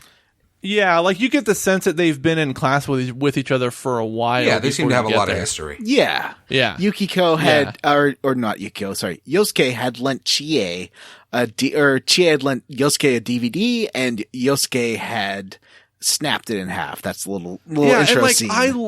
I love that because like those karate DVDs are so central to Chie's character. Like on a replay, it makes you appreciate it so much more. Okay, I don't know anything about that, but yeah, she chases him around. Yep. Yeah. And school is let out early because there was an incident. At first they say, there's an incident, don't leave the school, but leave the school. Yeah, they're sort of like, it's real weird. So they all leave. On the way, they walk past Dojima with another cop, and they are at a crime scene, and you kind of get Dumb cop. Yeah, you get a scruffy young cop who's throwing up because you find out he has seen a body. Mm-hmm. He reminds me of Randy Disher on The Monk Show. Do you guys remember him? There were like the two cops. No. There was Stottlemyre, and then there was Randy Disher. I don't think He anyone was actually watched Monk. What? I mean, Everyone my parents watched Monk. Monk. So All of many fitting. people's parents watch Monk, but I think only people's parents watch Monk. Well, I guess he's sort of like the classic bumbling cop from like detective shows who just can't quite get it together. Mm. But there has been an incident, and you find out from just people talking around that someone was killed. Oh no, not in Inaba. It's a little town. It's this little, we're a little town out in the countryside with nothing to do. And, her name was Mayumi Yamano. And you could find out there's a whole, like, when you were going to the train or getting home, they kept talking about her because she had an affair with Taro Namatame, who I think was a politician. Yeah, like essentially a congressman, and she is they call her an announcer, which I sort of took to be like a journalist, but I don't think that's quite right. I think she's more like a newscaster. I thought it was more like an advertiser sort of thing. I think it'd be like, what's her face from Good Morning America? Like, that kind of lady. Yeah. And she, Taro Namatame is married to Misuzu Hiragi, who is an enka singer. And she's always like dressed up. You'll see lots and lots of posters of her. That's like a traditional kind of Japanese music, right? Yeah, exactly. Cool. In a reference everyone will get, it's like in the it's like in the turtle balancing game in WarioWare on GameCube, where this like old sounding Japanese music is playing. That is Enka music. Oh, good to know. Yeah, that game. Get it. I know what that means. Exactly. So yeah, you find out that this lady was killed, and so the dad's gonna have to be out late. Nanako is gonna be eating, I guess it's like another convenience store dinner for her. Mm-hmm. But she loves that. Yeah, she's fine. She is Gonna have a fine with it. 7-Eleven burrito. Yeah. She is watching TV. Nanako wants to go on vacation to Walmart. Yeah. Let's talk about this. She's obsessed with a store called Juness. Uh-huh. Which She sings the jingle. It's every day is great at your Juness. To be honest, like, it's in like a weird minor key. Yeah. I don't know what the deal is with this thing, but I can never get the melody right. every day's great at your Juness. Your That does not- Juness. That does not follow like a chord progression I'm accustomed to. Well, That It's a jingle. yeah, it's a jingle, and I do know from not actually going to Japan, but playing lots of Yakuza, the store Don Quixote has a jingle like that plays all the time, and it really does, like in real life at the store. That's like bum bum bum bum bum bum bum bum Don Quixote. So that, I think it's just kind of a Japanese store thing to have these like super repetitive jingles. When you walk into Junez, you hear the little music. Oh yeah, you get the little jingle. I love the Juness song. I love Juness. I have, to be honest, I probably every few months I look on Redbubble for a good Juness t-shirt. I can never find one that I like. Aw. I think it's a fun little dimension to this game, and I support it. And it's kind of a complicated thing because it's a Walmart-style store that went to a small town and is shuttering their main street. Yeah, and they talk about that in the game, and actually, that's a big part of Yosuke's character. Yeah. Which, like, that's good writing. Yeah, and he's new to the city because he's only arrived like 6 months before you did. Because his parents moved there to manage the store, and a lot of people in the town don't like him because they feel like his parents caused the destruction of their shops and their jobs. Yeah, Right. that's one thing that I found a little more believable about these characters rather than Persona 5's was that their problems were a little more relatable. Like, they were shouldering the burden of like their parent stuff, like Yosuke is, or like Chie is trying to figure out like how she meshes with everybody else, and that just felt a little more relatable than like these kids in Persona 5 who were the hashtag coolest kids on the planet. Or in Persona 3 where they immediately become part of like a shadow killing special forces. Yeah, they're Yeah. like, oh, you want to join our like secret organization? Cool. Yes, like there's nothing these kids aren't like the chosen ones. No. You know what I mean? Yeah. Like they're just regular kids that have regular problems, and then they like kick ass in these weird dungeons at night or in the afternoon, and I think that's cool. Yeah. One other thing that was mentioned at school that day was that someone had been watching TV the night before and had seen his this is a kind of like a Bloody Mary sort of thing, that if you watch a TV turned off at midnight, if it's raining, you'll see reflected the face of your true love, Your soulmate, yeah. your soulmate. Your soulmate, And yeah. It's he a had rumor that's seen- going all over. He had seen Mayumi Yamano, the reporter, and he's like, well, I'm like 15 and she's, 30. This is kind of weird, but I'll make it work. Well, I guess not now because she did. She dead. Yeah, she's dead. And so you kind of want to try it. You don't get it's a visual novel, so you don't get a lot of narrative choices. You get some, and a couple of important ones. But here's, the main character decides to try out, and see their beloved, and he ends up seeing a woman, and he's not quite sure. She seems recognizable, right? Oh no, this isn't that, right? Yeah, he doesn't really know who he's seeing, I Yeah, think. because he hasn't met her yet. Yeah. So he sees a woman on there, and then he like trips. Is that what happened? He trips, right? And then falls into the TV and goes through the TV a little bit. Yeah, like his hands kind of go through the TV, and then he's like, heck, I'm through the TV. There is not, though, like a crunch of glass and a spark of electricity. He just passes through it like it was Alice's looking glass. Yeah, think Alice in the Looking Glass and not Nightmare on Elm Street Part 3, The Dream Warriors. Because it And could the have gone graphic that way. gets cool. When he touches it, it's like concentric Staticky? circles of white and black. Right, that's right. Which is a visual theme of this game for sure. The those concentric stripes. It's But- cool. For sure. And he gets super freaked out. He falls out of the TV. He only gets his like head stuck a little bit in it. He falls out, and Nanako's like, "You woke me up. I'm scared. What happened?" You're like, "It's fine. Nothing. Don't worry about it." But you do resolve.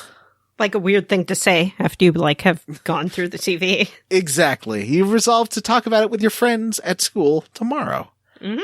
So, day 2.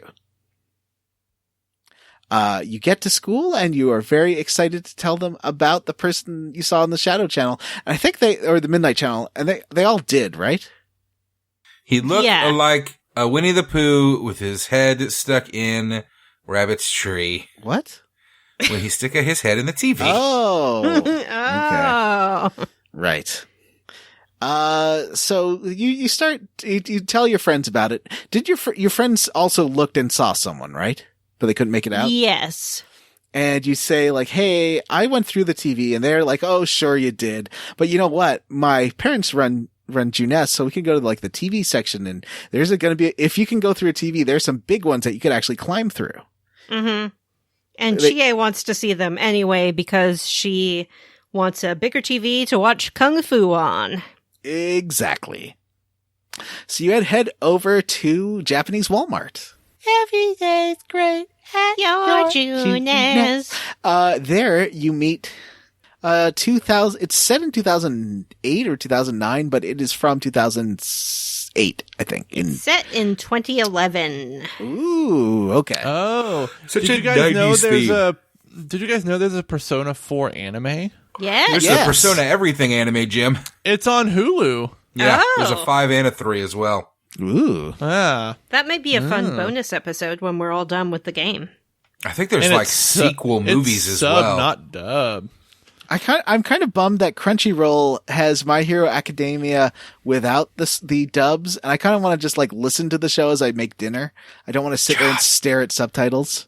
John, Yeah. that's why you should subscribe to Funimation and not Crunchyroll, because they have dubs. Yeah, I actually might am do that. subscribed to Funimation for that exact reason, because I don't mind subtitles, but if you give me the option, I'm going to watch the dub. Yeah, because then you can like multitask. You can listen to it, and I also DVR My Hero Academia and Dragon Ball Kai so that I can watch the new episodes dubbed on Cartoon Network with my kids. well, that's cool. It seems pretty fun. I'm enjoying it so far. Anyway, I didn't know you were watching it. Hey, It's a really fun anime. yeah. Hey, Funimation, you want all the hosts to say that, even though we don't really mean it? Maybe kick us over some money. Yeah. Podcast Do you at think, Vanessa, gmail.com. does that? I thought that would violate your only one sponsor. I'm still holding out for Bad Dragon to sponsor our show, and I don't know why they won't do it. Wait, what? I don't know. Yeah, you know what? We have a couple listeners. Tag Bad Dragon. Oh, hey. On your Twitter. Speaking of our number of listens, did you check out how Or many Funimation. downloads we've got this week? No. Is it good? Well, Good I mean, amount? in total, we have hit over 500,000 Wow. Whoa, cumulative 500,000. half That's a million. crazy. So if you divide that by 200 and something episodes, you'll know how many listeners we have. I always used to say that this was like a niche show that would have like a really strong fan base because of the niche subject, and I never realized how right I was. if we were better at this, we'd have more listeners. Well, sure. If we were Yeah, better but at anything, we wouldn't have to do the show at all. You know what? I feel like our popularity is pretty proportional to our talent. Yes. Yeah. Agree. Our skill at video games and podcasting. Yeah. Disagree. I think that this show should be the biggest show in America. Do you remember that old video game show X-Play? Yes. Yeah. There was one episode where they had moved their studios from San Francisco to Los Angeles, but the actual studio wasn't ready yet, so they did the show from one of the hosts' living room and just had like held up cardboard signs for graphics. And I think that's about the level of our podcast. Right. Yeah. Yeah. We are That like seems like something we could do. everyone's record from home episode of a TV show. Yeah. That's where we're at. So, back to this. Every day is great at your June. So, you also meet a girl here.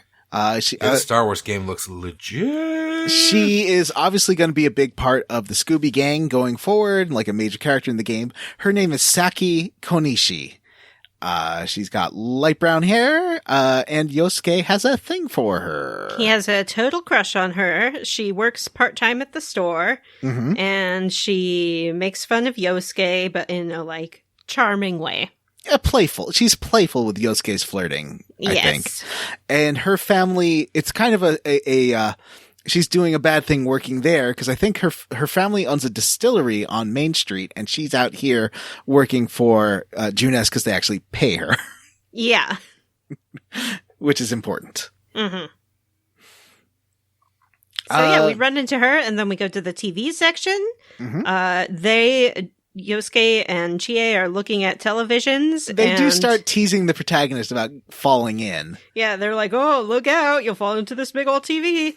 And I love. So it cuts to the side shot. Oh, do you ever notice that poster of the two penguins talking above the TV that you'll see many, many, many times? No, I haven't noticed that. I think maybe it's clearer in the HD version. Or the PC one that just came out. I'll have to get someone to translate what they say. I'll take a screenshot of it next time. There's a photograph of two penguins. Mm-hmm. Sounds like a job for our loyal listener, Brian. Yeah. I'll take a photo of it for you, Brian. And there's this great shot from the side of Yosuke and Chie kind of, he's like joke selling her the TV as if he's a TV salesman. Mm-hmm. And she's playing along with that. But meanwhile, in the background, you put your hand on the TV set and then just start falling through it. Yeah, you just like put your arm through the TV and then they turn around and they're like, "Whoa, he's doing a magic trick. Check it out." Mm-hmm. And then they go over to like take a closer look and realize that your hand is actually going through the TV. Yosuke announces that he's going to piss his pants because he is so freaked out by this and starts kind of grabbing his crotch and says, "I need to run to the bathroom," and runs off screen. And then he comes back and he's like, "There's a line." And then Chie and Yosuke start running around in circles and then they both slam into the protagonist and they all fall through the TV. Ooh, and you end up first you get some of those concentric rectangles flying at you. And it's not all three of them at this point. No, it is. The first time it's all three of them.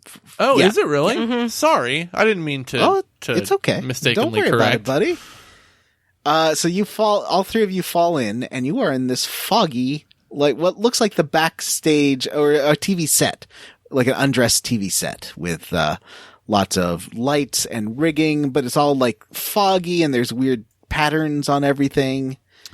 Maybe I'm just not remembering from my last playthrough, but does it explain the whole like TV show like motif? Not yet, because they at least Teddy doesn't know about it, because you ask Teddy like, "Well, where are the cameras?" Yeah, I don't know what these. But let's. Speaking of Teddy, Yeah.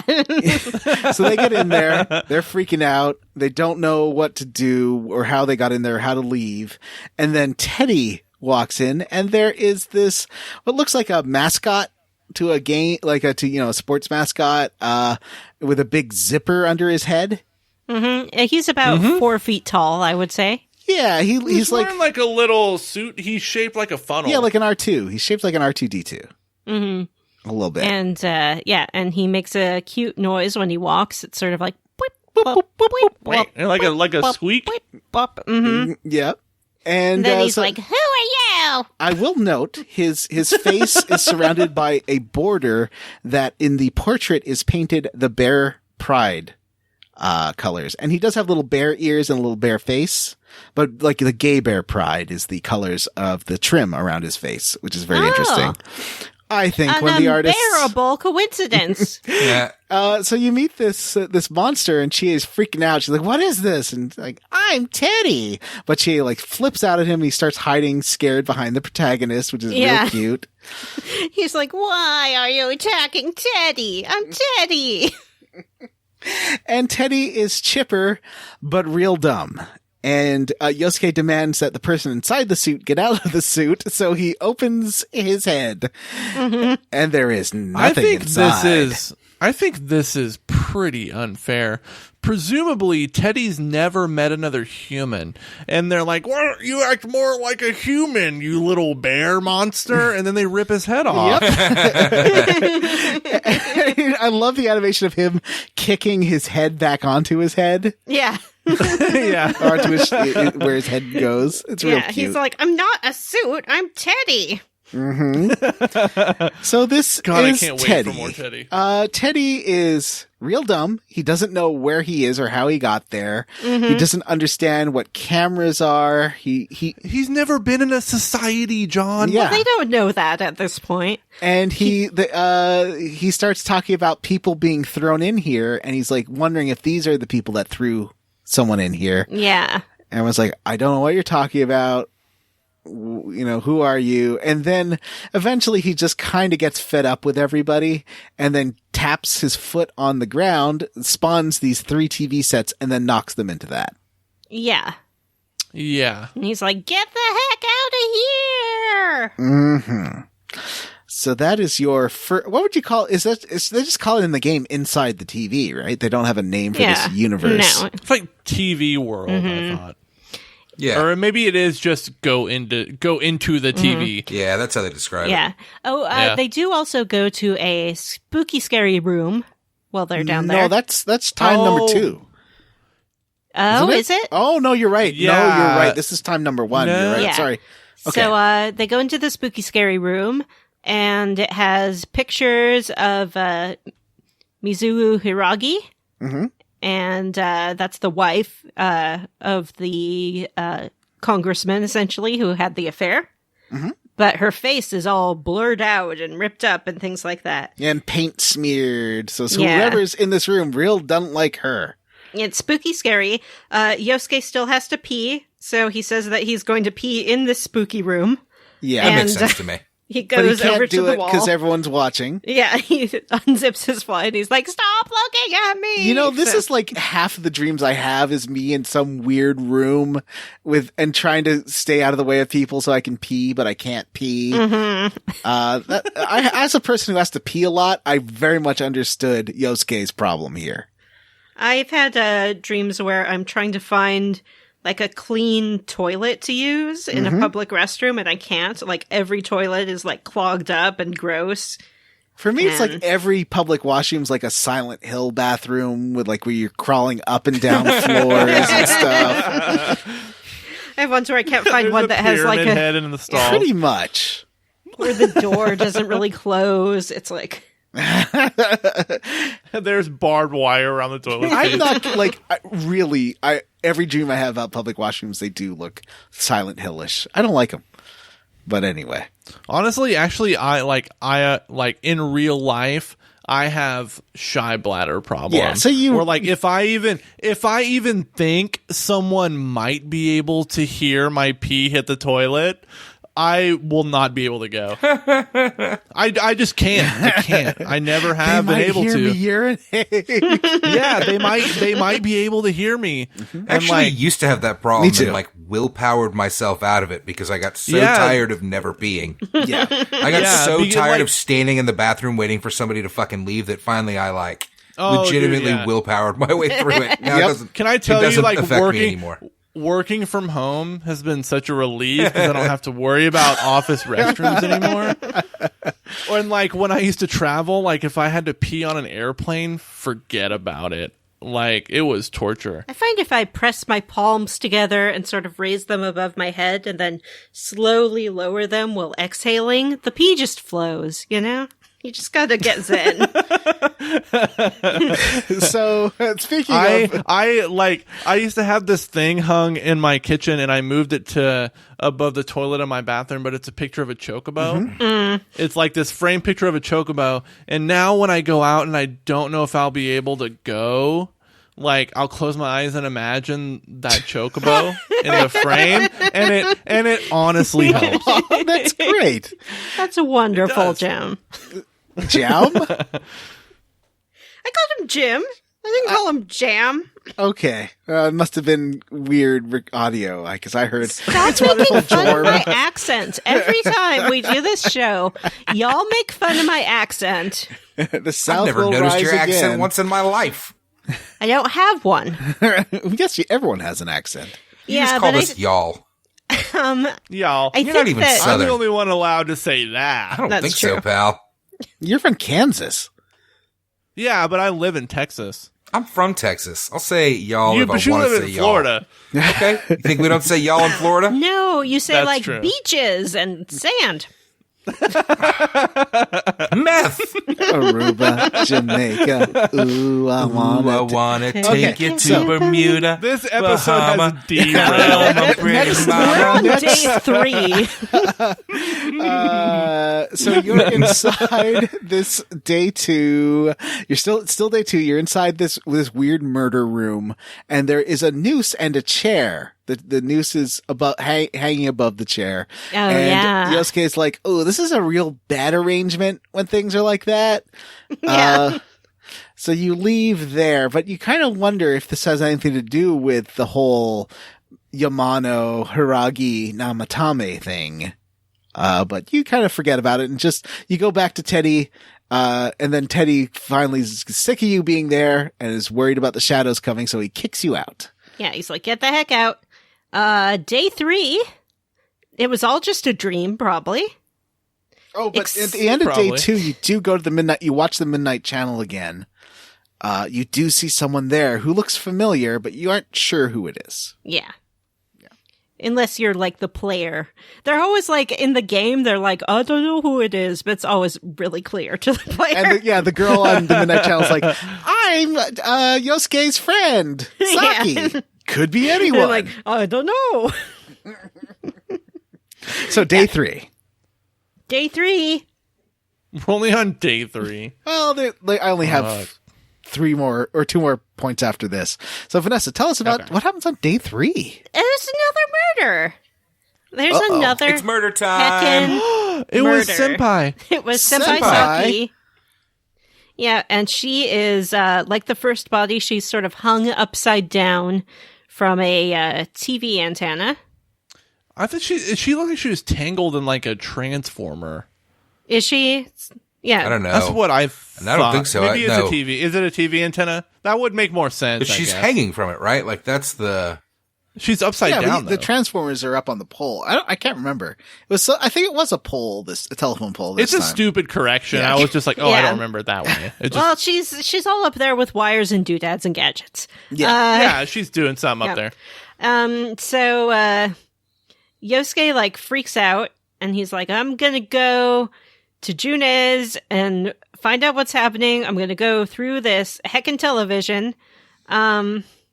He shows up with a rope and a golf club.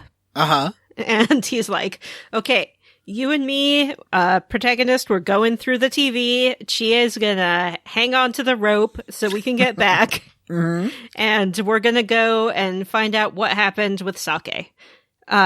So they leap through the television. Chie holds the rope. The moment they go through, the rope is just cut off. You know, it's like the gate snaps shut. It was and a good try. She's just holding this end of the rope like Teddy shows back up and he's like, here, I got these for you, and gives them both a nice pair of glasses. They are very fashionable. They are very fashionable. I actually really like them. I like that They're the yellow. characters wear glasses when they're in the TV. I do too. I like how in the battle effects there's flashing on the lenses and stuff. Yes, yeah, that's super cool when you go to do when you go to gang up on an enemy Or get a critical and you hit, get those- I think. Yes, and you get those flares on the lenses. That's super Yeah. cool. Yeah. So the glasses help them to see the TV world more clearly. So before it was They could see through the fog, it was right? disorienting. It was foggy. Now they can see nice and clear. So they demand that Teddy take them to where Saki was, because he confirms that she was in the TV. And so he takes them there, and it is sort of a dark replica of the shopping district. And It does look a little nightmarish with a weird concentric circle red and black door. Yeah. And that is where her family's liquor store is. So Yosuke's like, I'm going in. And then Teddy's like, hold on a minute, something's coming. And we get a little anime cutscene of some blob monsters coming out of the red door. I love the anime cutscenes in this game. They're gorgeous. Yeah, I like Yeah. this one Yeah, a they're really lot. cool. The protagonist is just sort of staring at them. And then he looks down in his hand and he has a tarot card in it. And sort of hears Igor's voice, and then he gets like the weirdest look on his face. Y'all, this is so weird. It's like his pupils dilate, and he gets this little smile on his face, and he goes, "So nah." And out comes his persona, which is a sort of monster that lives in your heart. I love it's a heart monster. when he summons his persona, like this awesome guitar comes up right when he says, Yes. Oh man, when those guitars start shredding, you're like, oh yeah. You're like, oh man. yeah. So he summons his persona and you get into your first real fight of the game. The first real fight of the game. The first real Nope, boss fight it's of the not a game. boss fight. The first real fight of the game. Yeah. The coolness is a little bit undercut by, as soon as you're in the battle mode, Teddy's voice going, "Here's how you fight. You can use your skills to hit things," sort of explains. So you zap these shadows with lightning, you hit them with your golf club, and they do go away. And Yosuke's like, wow, you're the coolest person I've ever known. No one in the whole world is anywhere compared to you. Nothing Yeah. close. Nothing compares to you. Nothing compares to you. Ew, gross. We should mention that- Teddy does a lot of bear puns. Yeah. They are fantastic. He speaks in bear puns as often as possible. So Yosuke's still on a mission. He runs into the distillery and hears her voice, and she is not who we thought she was. What? Jim, why don't you tell us what we hear? Yeah. Jim never tells us anything. Jim. What do we hear when? When you go What into are you the asking me? distillery and you hear Saki's like shadow voice. I don't remember. Oh. Matt, do you want to tell us? Give me a fucking break. I could tell you. Please do. So you hear Saki talking, but she was nice and friendly before. Now she's just like, ugh, that guy, Yosuke, sucks so hard. I have to be nice to him because if I'm not nice to him, I don't flirt back. He could get me fired because his parents run this store. And my parents are already mad at me for working there. This really sucks, but Yosuke makes it worse because he's a dweeb and I hate him and I wouldn't talk to him, but I have to. Yeah, it turns out that Yosuke has been using his position of power to get away with flirting with this woman, and he didn't even realize it. So, but this does lead him to seeing like a shadow version of himself who then's like, oh, look at you. They see, she knows what a complete and total toad you are and you just wanted to bang her. And he's like, that's not true. You're not me, which is like the key phrase here. Yeah. Why is that the magic? Where are those the magic words? I don't know. I haven't played enough of the game to answer this question. We'll find out later. And then Shadow Yosuke turns into like a crab. I was like a frog. He's like a frog green crab. camo frog. A crab. Like a thing on top of it. With a mask on it. And on top of him. Jim, like, stop making fun of Vanessa's accent. She said she meant frog. It's a crab. Frog. riding on top of the camo frog is the shadow, because the shadows are like pure black, weird, like kind of ghosty forms. And the shadow has big yellow gloves and a red cape. Is this like a traditional Japanese, because this is like the Spirited Away thing, right? Where it's like the mask with the black kind of goopy body. I'm gonna just kind of look confused. I don't know. Yeah, I don't know. There's a lot of mythology in this game, not just Japanese, but Greek and Hindu and everything. So I am not an expert. The closest area of my expertise would be Greek mythology, and even there, I'd say I'm more of a hobbyist. Okay, maybe we'll let a listener fill that in. Yeah. So, I forget the name of this particular. I forgot to write down the names of their personas. But you do fight this shadow version of yourself, and when you do, after you defeat it, Yosuke is like, oh, you know what? I understand. I have these shitty thoughts sometimes, but that's just a part of who I am. Everyone has kind of shitty thoughts. You have to kind of accept that it's a part of you, that you will think things that you inherently don't agree with, but impulsively think, because sometimes we have dark sides. Everyone has dark sides. Essentially, Yosuke checks his privilege. He's like, I'm kind of the rich kid from the city. Like, I get it.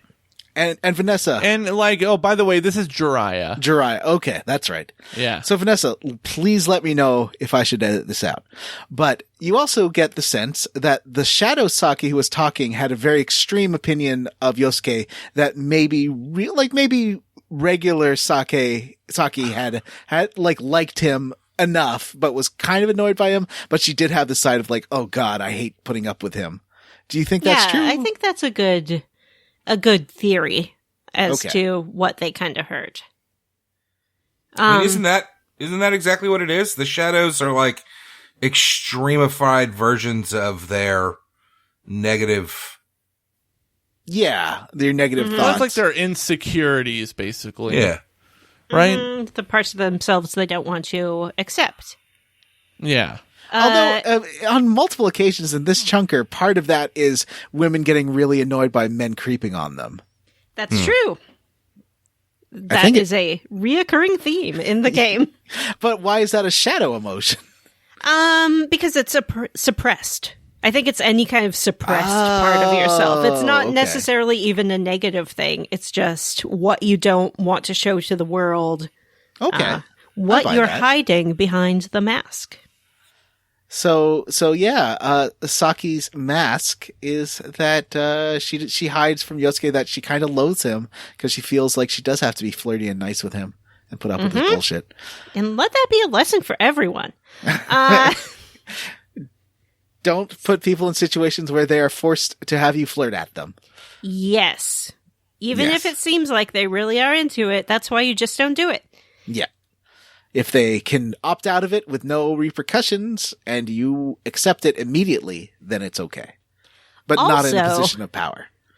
It doesn't count if you know in your heart that you won't take action against them if they opt out. They have to know in their heart. Right. Yeah. So anyway, then the frog becomes a persona and it goes into Yosuke and he's like, whoa, this is my real power. Hooray! But he's super wiped out by this. He's super tired. So he goes back, they leave the TV, Teddy lets them out. And they do, but Teddy does promise before showing them where the stuff was that they will figure out who is causing these problems. Yeah, Teddy makes them promise to that. Yeah. Yeah. And you get sort of like, you remember, oh, Eager said I had to like, make a oath or something. Yeah. And so this seems to be your oath. Your oath is that you will solve this mystery and stop whoever is throwing people into the TV world. So you go home, you watch a little bit of TV, and Yukiko's on TV. You talking think about her maybe Yukiko? You're like, Well, first you see her in daytime, though, remember? She's just like on a TV program. right. Oh, yes, you're right. I don't remember that. She's being interviewed because that was like on the actual news program, Yeah, not the and- Midnight Channel. Yeah. and Saki had been on there yeah. the night before because she was interviewed before she got killed. Yeah, because she found the first Yeah. body. But they So, were like blurring her face or something. yeah. Yukiko gets interviewed, and the interviewer is just like creeping on her. He's like, oh, so you're an inn manager, but you're still in high school? Wow. Yeah, he's a real fucking creep. Why? Yeah, man, people are like adults in these games are just the worst. They really are. I mean, Persona 5 was more explicit with it, where they were straight up like, adults are fucking trash. This Yeah. one, they do more showing and less telling in this one, actually. I kind of appreciate it. So, and she's like just flustered. She doesn't really know how to deal with it. We've seen her. There was a little cutscene where she was at school, and this kid came up to her who she didn't know and was just like, will you go out with me? Or he didn't even say that. He's like, are you going to come with me to lunch? And then she's like, no. And then he walks away, and she is like, oh, you just turned down guys so easily. And she's like, I turned him down? What? It's like she seems kind of naive as to dating and romance. Like that, she's not really ready for that in her life. Yeah. Yeah, she's been so focused on school and the inn that because she works for this like hundreds of years old inn that's like kept in a traditional style. Yeah. So it's like super, super traditional. Yeah. This is the inn that you visited in Persona 3 Portable. Oh, Yes, that was super cool. Actually, I do remember that. Whoa. But apparently, their inn is responsible for a lot of the tourism that comes through Inaba. Yeah. Because there's really nothing to do except go to June's. Yeah. Good tune. I So- would love to live in Inaba. It's gorgeous. It's the countryside. Oh, that I know. sounds- And whenever it rains, you get that never-ending beef bowl. Oh, yeah. You I get would these dreamy Yeah. detectives walking around. I want to go through a portal to the meat You dimension. could be like, Yeah, you do. arrest me, Dojima-san. I mean, I can legitimately say that a never-ending meatball sounds fucking amazing. All the food in this game It really sounds does. great. I know. It all looks Yeah. great too. It has steak skewers. That's the local specialty. Yes. Oh, that's the ones where it's like a fried breaded nugget, but it's kind of tough. Yeah. Yeah. But That's like Chie's. That's Chie's. yeah, it's Right. just like, this is delicious. Yeah. Yeah. So, then you watch the Midnight Channel, and it sort of looks like a silhouette of Yukiko. And it's one of those things where it's obviously Yukiko, but the main character's like, oh, I know who that is. could be Yukiko. I Could be mean, part of this anybody. is when the characters speak, you have sort of an anime drawing of them that pops up with their text bubble. Yep. And then on the Midnight Channel, you just see their silhouette, but it's very much like, guess that Pokemon, it's like, there's only so many people in the game, and they all have different silhouettes. So it's like, it's Pikachu. So everyone's So- like super worried about Yukiko Yeah. the next day because they're like, oh no, did she go into the TV? Yeah, and she she's wasn't not at answering school. her phone. She's not at school. But then turns out she's fine. The end. Yeah, she's fine. Yeah, eventually she calls back. She's like, "Oh, my mom," because her inn was where that reporter lady was staying, and she died, and so there's a lot of media attention there. And her mom is like, who's always had bad anxieties, feels very blamed for the death, and is like having a nervous episode, and she needs to take a break from managing it. So Yukiko is doing that now. Yeah. So everyone is pretty relieved, but Yosuke is still kind of determined to go into the TV and fight shadows and things like that. So he invites you to the June's food court, and he shows up there with a katana and a knife. Yeah. And he's just like standing there waving it around. And then a police officer happens to walk by and is like, what the heck? And Yosuke's way of defending himself against, accusations that he's doing something wrong is just to sort of point them at the officer and wiggle them at him and be like, see, it's just a sword. They're pretend. Yeah. So you do get... You end up at the police station, but fortunately, since your dad, or not your dad, fortunately, since your uncle is a police officer, you do not have to respect laws. Yeah, but he is not pleased. He's like, you just got to town. It's your third day here. You're hanging out with like some bad kids. I don't know who this Yosuke guy is or why he's waving around katana, but no, this is not going to fly. And then you also run into Adachi, and he's like, oh, hey, what are you doing here? Are you here because Yukiko is missing? And you're like, what? Whoopsies. Oopsie doodle. Well, you were dinking around with your katana. Yukiko went missing. Oh, well. So I guess you do have to go back. So you all head over to Junes again. And this time Chie's like, no, I'm coming with you this time. Don't you even argue. I'm the best fighter of all of you. Mm-hmm. So let me come with. And so you do. She takes them to a weapons store too. And she's like, here's where I like to hang out. Oh, I like that place. Buy some weapons and armor.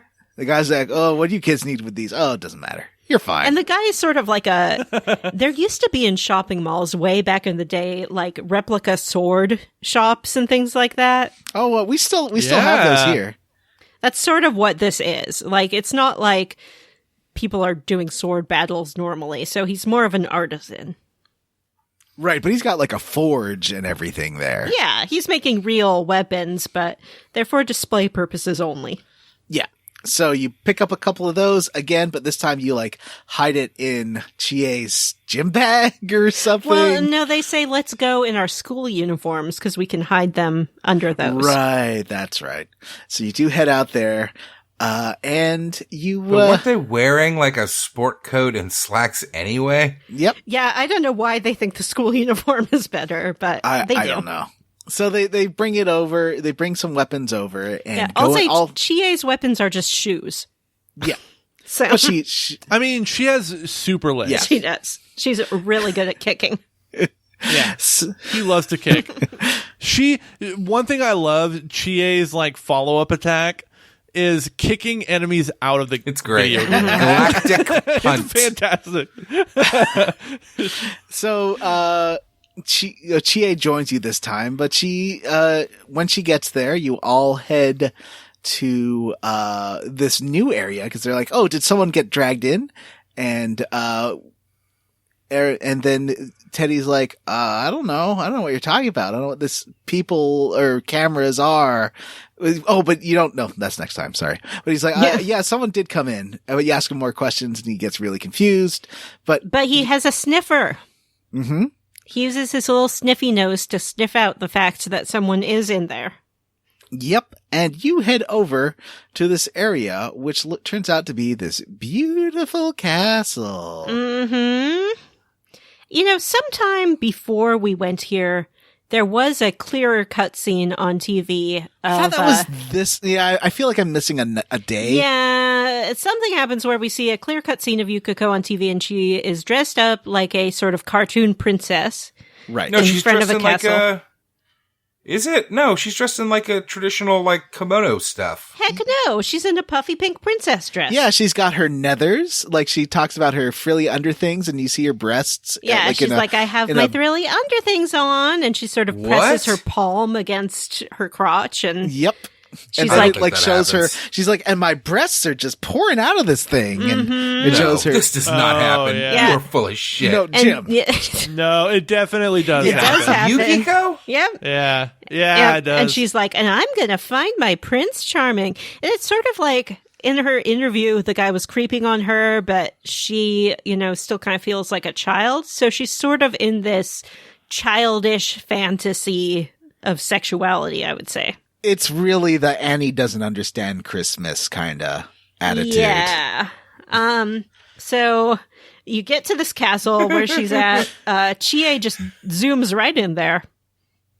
Chie races to rescue her friend when they get to this castle. And you do get that nice little pop-up of like Yukiko's dating extravaganza or whatever. Yukiko's quest for her Prince Charming. Right. And it's like this really cheesy kind of match game logo to this dungeon, that which I just love. appears over her and they're just like, what the hell? So Chie goes running. You have to follow her. This is when you get your first taste of the dungeon exploration and like finding shadows and bopping them on the back of the head so you can get an early fight. And, It's just like Persona 3, essentially. Yep. I love this combat. I love this dungeon explorer. I don't know why. I think because you don't have to pay a ton of attention most of the time. Yeah.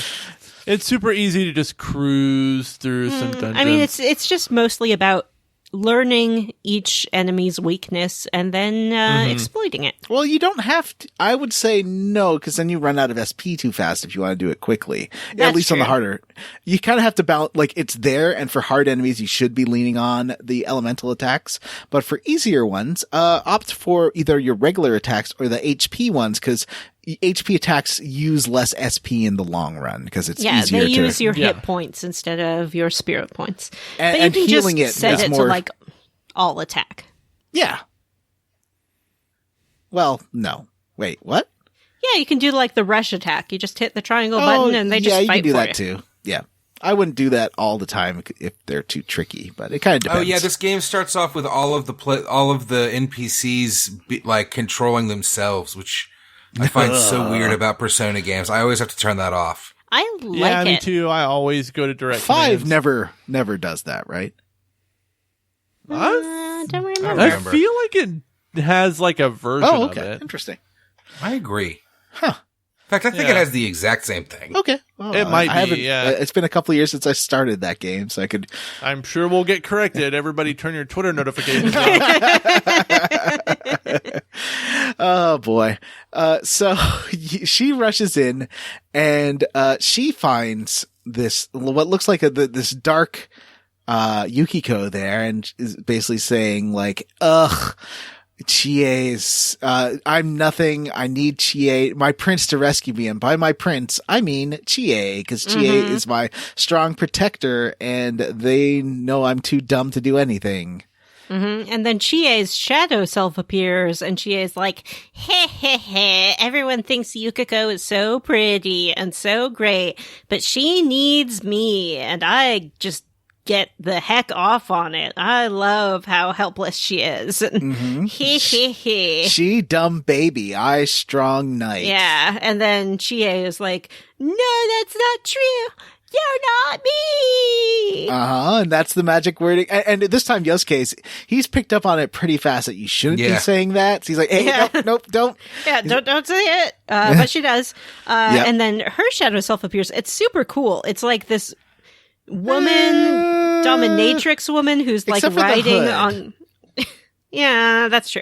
She's riding on top of like 2 schoolgirls who look sort of like Yukiko.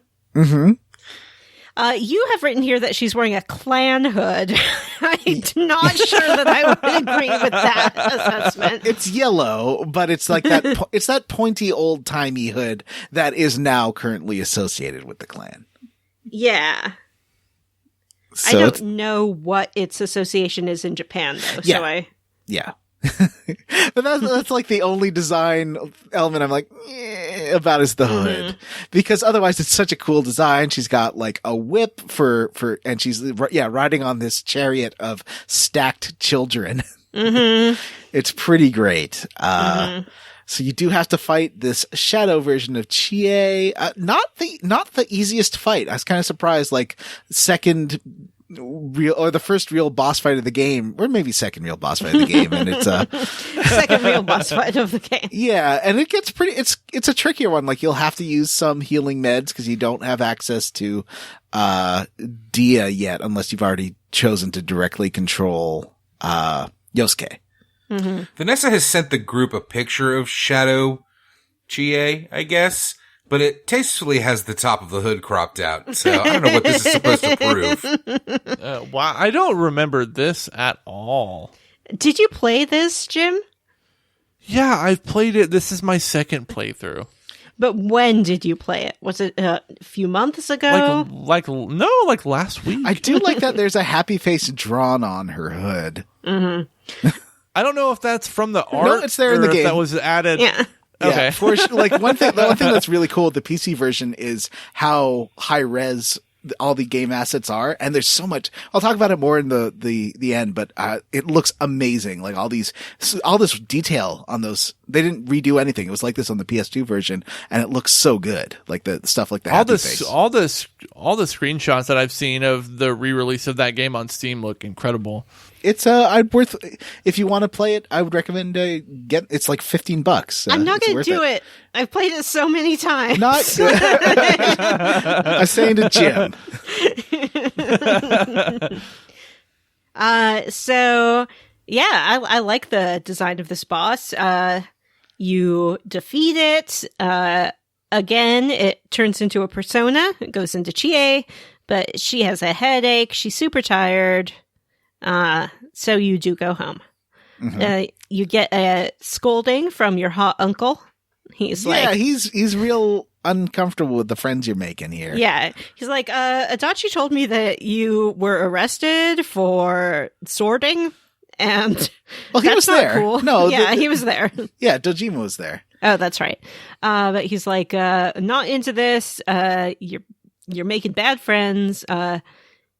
Nanako gets very upset. She's like, are you fighting? Mm-hmm. And he's like, sorry, I'm just in cop mode. Yeah, she does not want any conflict Yeah. In her house. She doesn't want cop mode. She's like, ACAB. And Dojima knocks Way to it go, off. Nanako. Nanako. Nanako. Sorry, Nanako. Nanako. Nanako. So I can't remember if it's this night or the night before where you get the TV. I think it's the night before that you get it was the night before. the full Yukiko.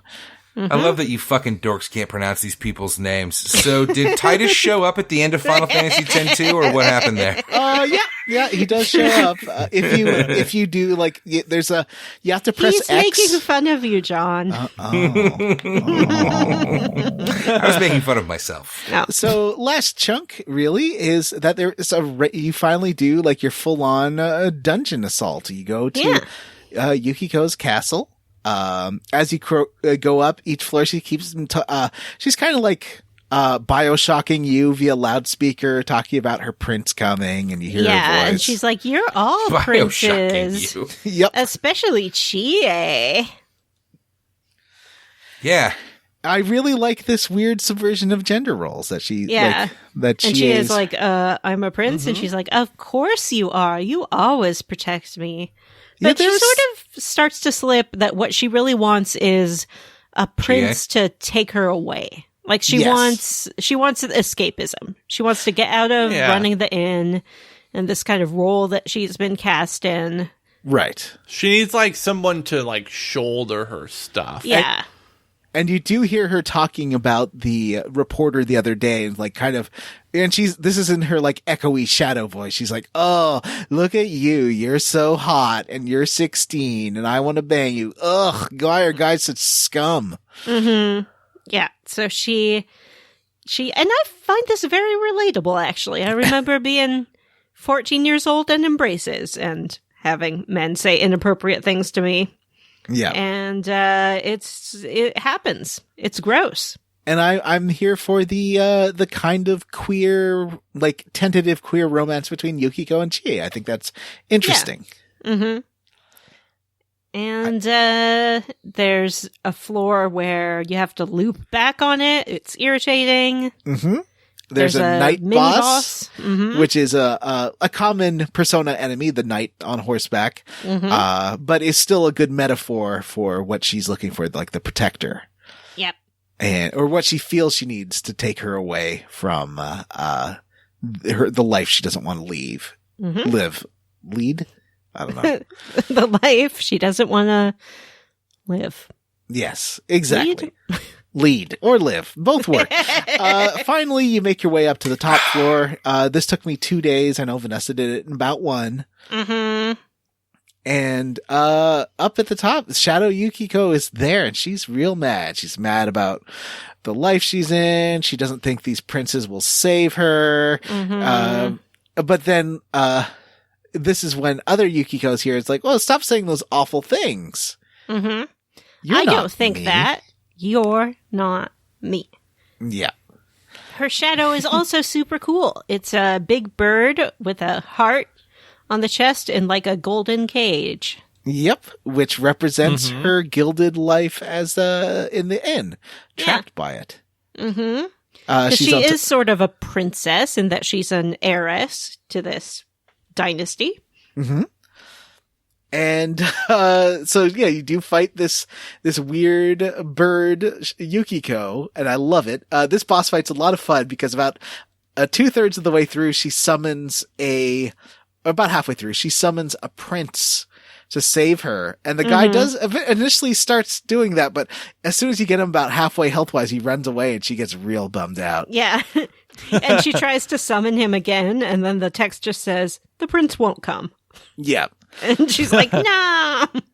Her persona, by the way, Konohana Sakuya. Ooh. I love this persona. I think all of them are really cool, but I do think this one is probably my favorite design. It's pretty neat. Yes, because we do defeat it, and of course it does become a persona, but as with everyone else, she needs some time to get better. Yeah. Oh, and also this trip, Teddy finally gives Chie some glasses so that she can see what's going on. Yes. Yeah. So that's pretty much it. You get home and Adachi, everyone's real happy because Yukiko is alive and has come back. She doesn't remember where she was. At least that's what she tells cops. And Adachi comes over and you all have dinner together with your favorite floppy haired detectives. Both of them. One is gritty and one is floppy. Ooh, which to choose? One smokes though. Yeah, one smokes. So probably the non-smoker. Yeah. Also, Adachi is not blood related to you. That is there's that. Also true. He's sort of a member of the family because he's like Did you the see junior partner. The bubble tea packaging that I sent you a Yes. picture of with It was like an Adachi's face on Adachi it. bubble tea. It was beautiful. That was great. So that's about it. Like not much else happens, even if you rescue her early, because basically it'll take you up until the end. Oh, we haven't even talked about that plot thing. There's so many things going on. So the weather in TV world is the opposite of the weather in real world. When it gets foggy in real life, it clears out and shadows get vicious and attack in TV world. And that has been what is killing people.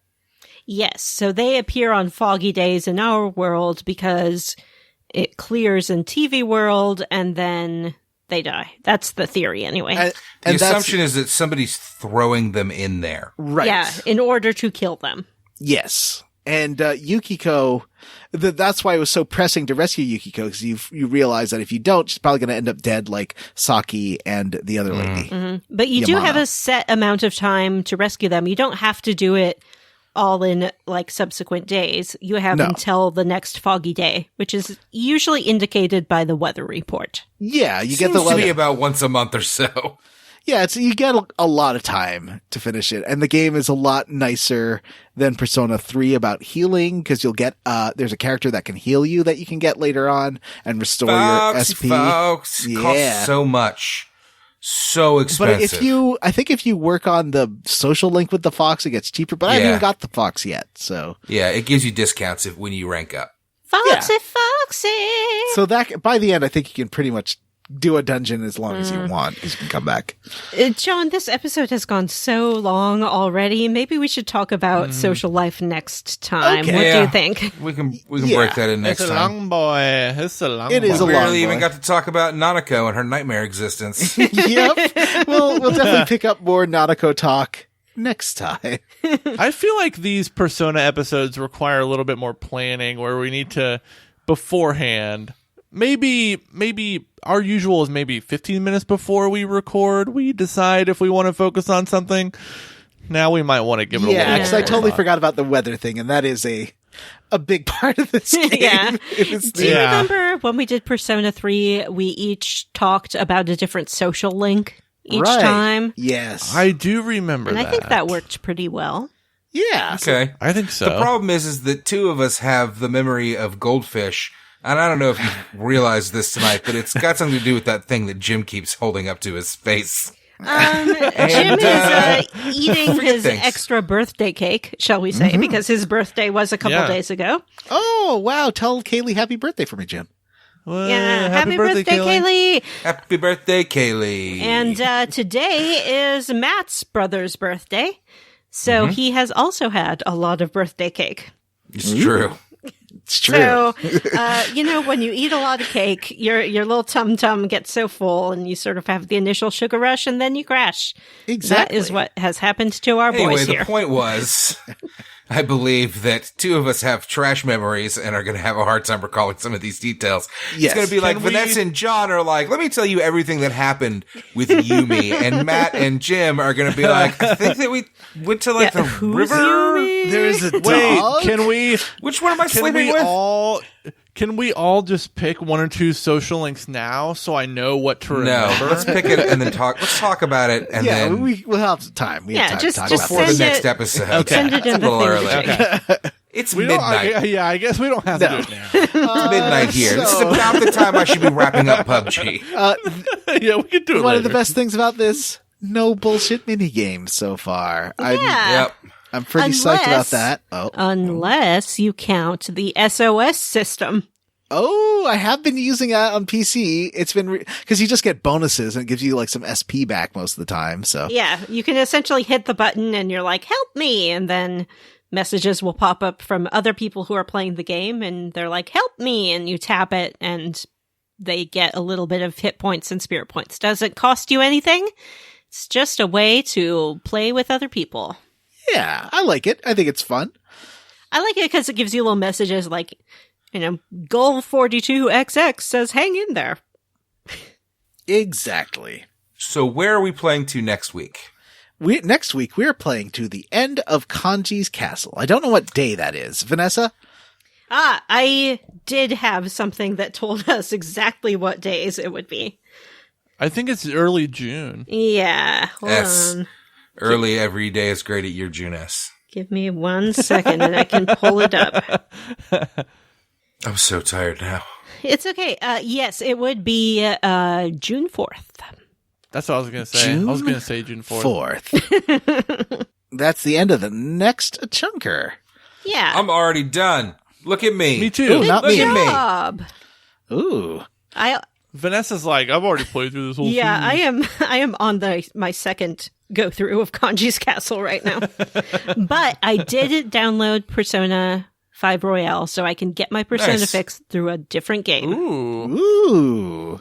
Can't wait to have the conversation about which Persona game is better, but we'll save that for another time.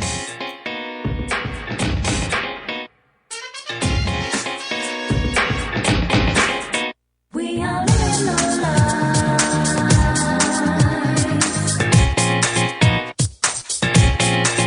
Although with so much information.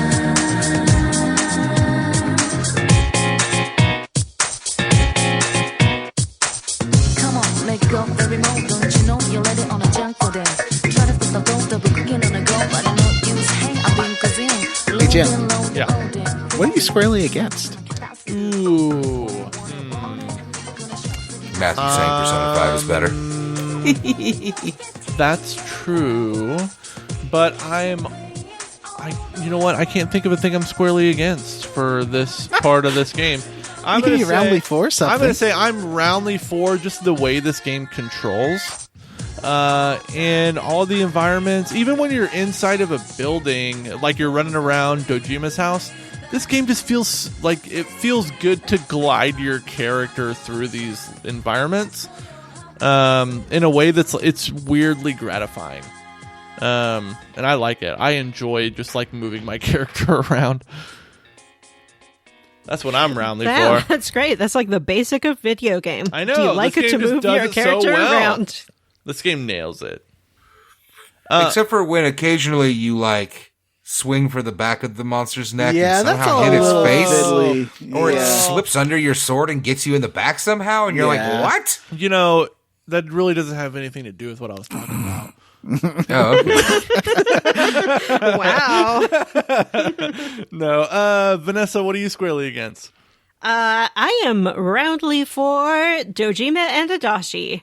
I keep thinking about that line from Into the Woods where the wolf is singing about how he wants to Going eat into the the woods? grandma and Little Red Riding Hood. And he says, "Pas de perfection, one brittle, one supple." And I'm like, yes, we have our gristly boy and we have our sweet boy. It's like you get your bitter coffee and you get your slice of cake. One's a real Brian David Gilbert, and the other's like a David Duchovny. Exactly. One's got a horribly abusive relationship with his daughter, though. One is, I would say, not abusive. He's neglectful, perhaps, and Neglect is abuse, Vanessa. Yeah, actually, that's true. and he does also tend to hit and yell at Adachi a lot. Nah, that's fair, though. Yeah, Adachi's pretty bumbly. But you know what? It's a small town, and he'd probably never seen a dead body before. Poor I'm floppy squarely baby. against the sexualization of teenagers and children. Come on, game. Come on. Well, Come on, game. it's not going to get any better.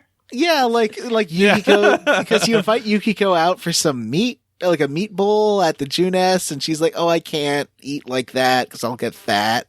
Yeah. Yeah. You know, She's not a only child. are the writers sexualizing the children in this game, the adult characters are sexualizing all of Yep. the young characters in this game all the time. Yeah. Oh boy, I guess I haven't got to the worst of that yet. Yeah. But that's mean, that- also sort of the point of some of what these kids are going through, you know? Yeah. So Yeah. it's hard because it definitely is a Japan thing, you know? Like, you have to Yeah. admit that the But it's that Lolita has its thing, cake the and maid eats cafe. it too thing. Yeah, It that's comments true. on it and makes it a part of the story, which is great, but it also is more than happy to be like, look at my titties. Right. It's Yeah. like those games that like make you do violent things and then at the end they're like, you did violent You things. monster! It turns out you're Yeah. the bad guy. Yeah. And you're So like, Last of Us that's 2. the only way to So- play this game. We live in a society. Yeah, that shit's annoying, and I really wish they would cut it out. And my thing is, can some decent American indie dev like knock off this formula and make like a great version of this game that's maybe like set in a college Yeah. Or an You know? office. Yep, or an office? like a mystery van. That's it. Anyway, hey, John, Yeah. how did you level up? Nope. I am roundly 4. In the PC version, they didn't redo any of the textures, so it's all the original stuff, but they're super clear and you can see like Super clear. the detail of the food and like what I love, Vanessa and I have been noticing, like there's lots of photos they use as textures, like for the reflector, there's like these mirrors so you can see around corners on streets in Japan, and they just took a photo of that. You could see on the PC version, the person taking the picture I is in the saw that texture. when you- Really? I saw that when you posted that on Twitter, and it was hilarious. And I missed that. that like photo of a tree that they put in on the Yeah. corner. Yeah, Vanessa was Great. noting that. Yeah. That was awesome. Yeah, you'll see lots of, I love that. The look of this game, like lots of the textures are just photographs, but it kind of works in its own like weird little way. And I It love does, the yeah. little products and stuff. And, It looks a little more like the character models are a little more like cartoony and kind of like big headed, I Yeah. think, than PS3 or 5. I get a Yes, real- P3 or P5. Super Marionation, like Thunderbirds look to these characters that I like. Like they look like those puppets from Thunderbirds or Team America. They look You kind wanted of like to add if, a tilt effect, right? Yeah, if they could do a tilt shift because it's so Yeah. high res, I think the PC version would look amazing. I bet someone will mod something like the that. in characters there. would look like giants, though. Like if you tilted it, the characters would look as tall as the buildings. I feel like, You like think? if you tilted the perspective down a little bit. Yeah, the character models are really tall compared to the buildings. I mean like a tilt shift effect so that the background's out of focus, but to keep the same angles. I gotcha. But just make it look like a diorama. I think that would look really, really cool in That this would game. look cool. Like a little, you just need a little bit of like, I forgot what they call the fog effect, where like, it gets a little bit foggy in the Fog background. of war. No, there's a word for the visual effect that PCs use. But yeah, that and a tilt shift would look amazing. Volumetric fog. Yes, that's it, to add depth. Oh. Yeah. So yeah, that's it. What's this Patreon we have? We don't have any emails this week. We haven't got emails in a while. But record your voice thing. Don't do an email.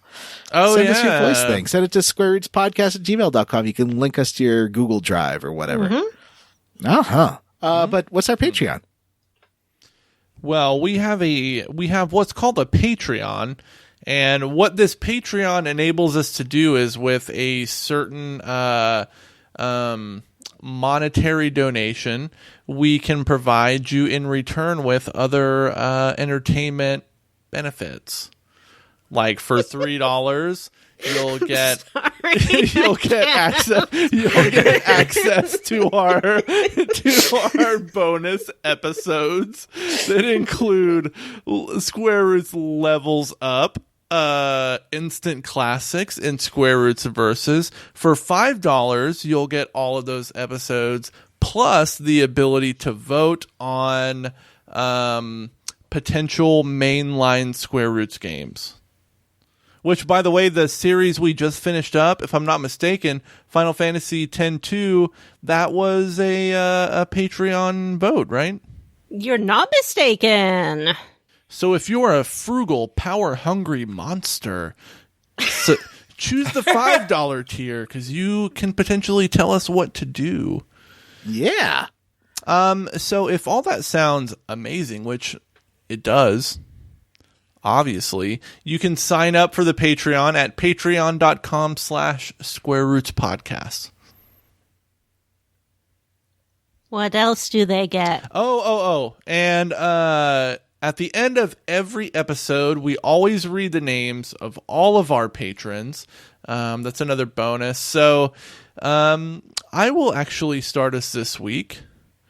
Let's see. First name, Gage. John, how do you pronounce this last name? I always mess it up.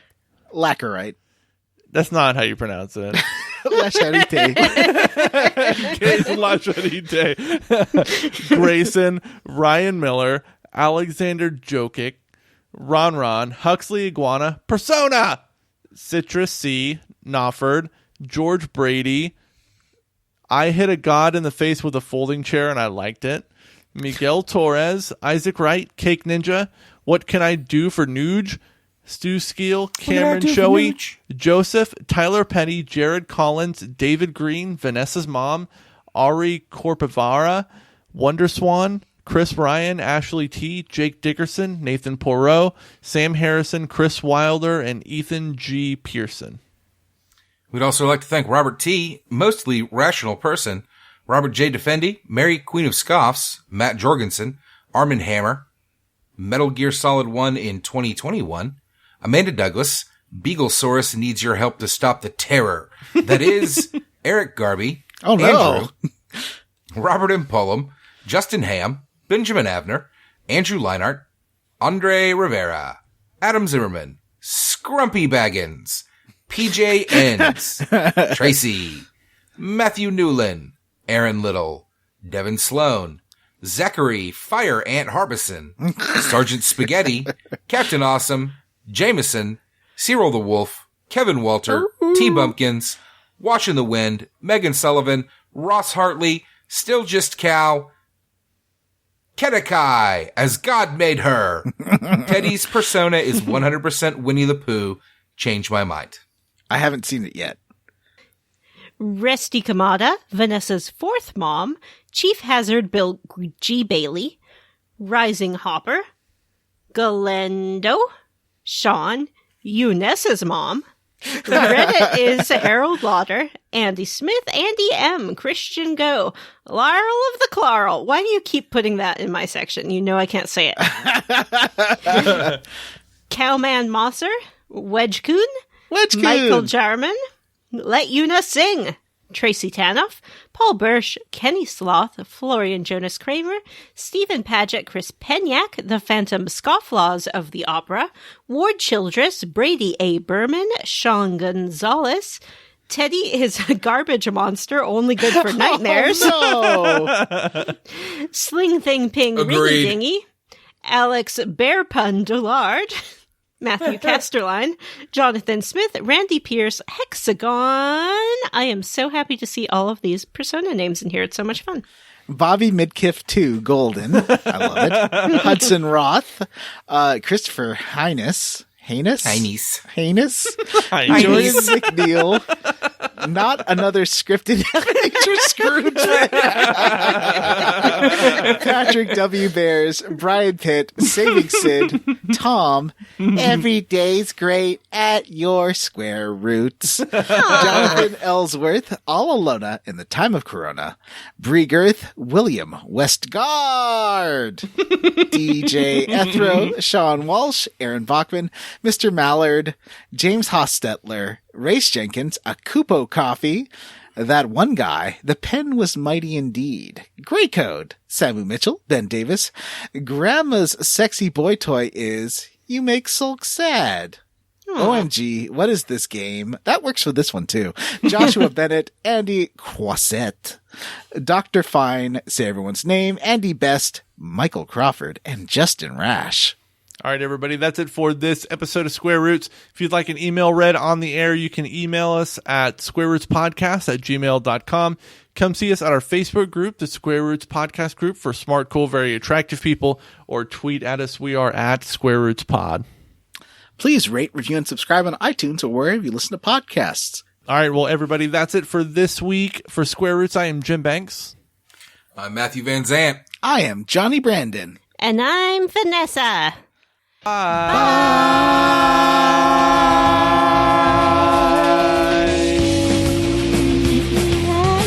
Bye. Hello, I'm Hugh Brandity. It's a war out there every day. You can't hide from me. You gotta pray for the roots pretty cool. Got an out in the face of this out of street. When your friends and boss look alike on the face of it, they miss their history. But they fight all the place in it. Yeah, they fight all the place in it. Honey, by the times, the just how the love goes by. I know it's not Very good. Wait, you didn't do the Persona 4. I don't like it. I don't like to do it. Okay. What do you mean you don't like to do it? You've I done don't it on like to do it. every... Yeah, I thought I was game. ready for People- it. Never happened. People can change their minds. That's on it. fine. It's totally cool. Well, you know I what? respect that you It's don't a- want to do it anymore. It's a Matt ripoff, so she probably shouldn't be doing it. Yeah. That's right. I like That's how right. we're growing as a show. Yeah, Yeah. it's nice. I think we're growing as a show and as individuals. We are. And I'm And- growing as a person. I weigh Yeah. more than ever. Growing and That's a sad sharing, thing. learning and growing. We are also growing. Did I mention we're growing?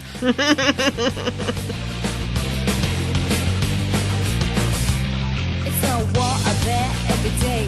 You can't hide from me. You gotta pray for the roots pretty cool. Got an out in the face of this out of street. When your friends and boss look alike on the face of it, they miss their history. But they fight all the place in it.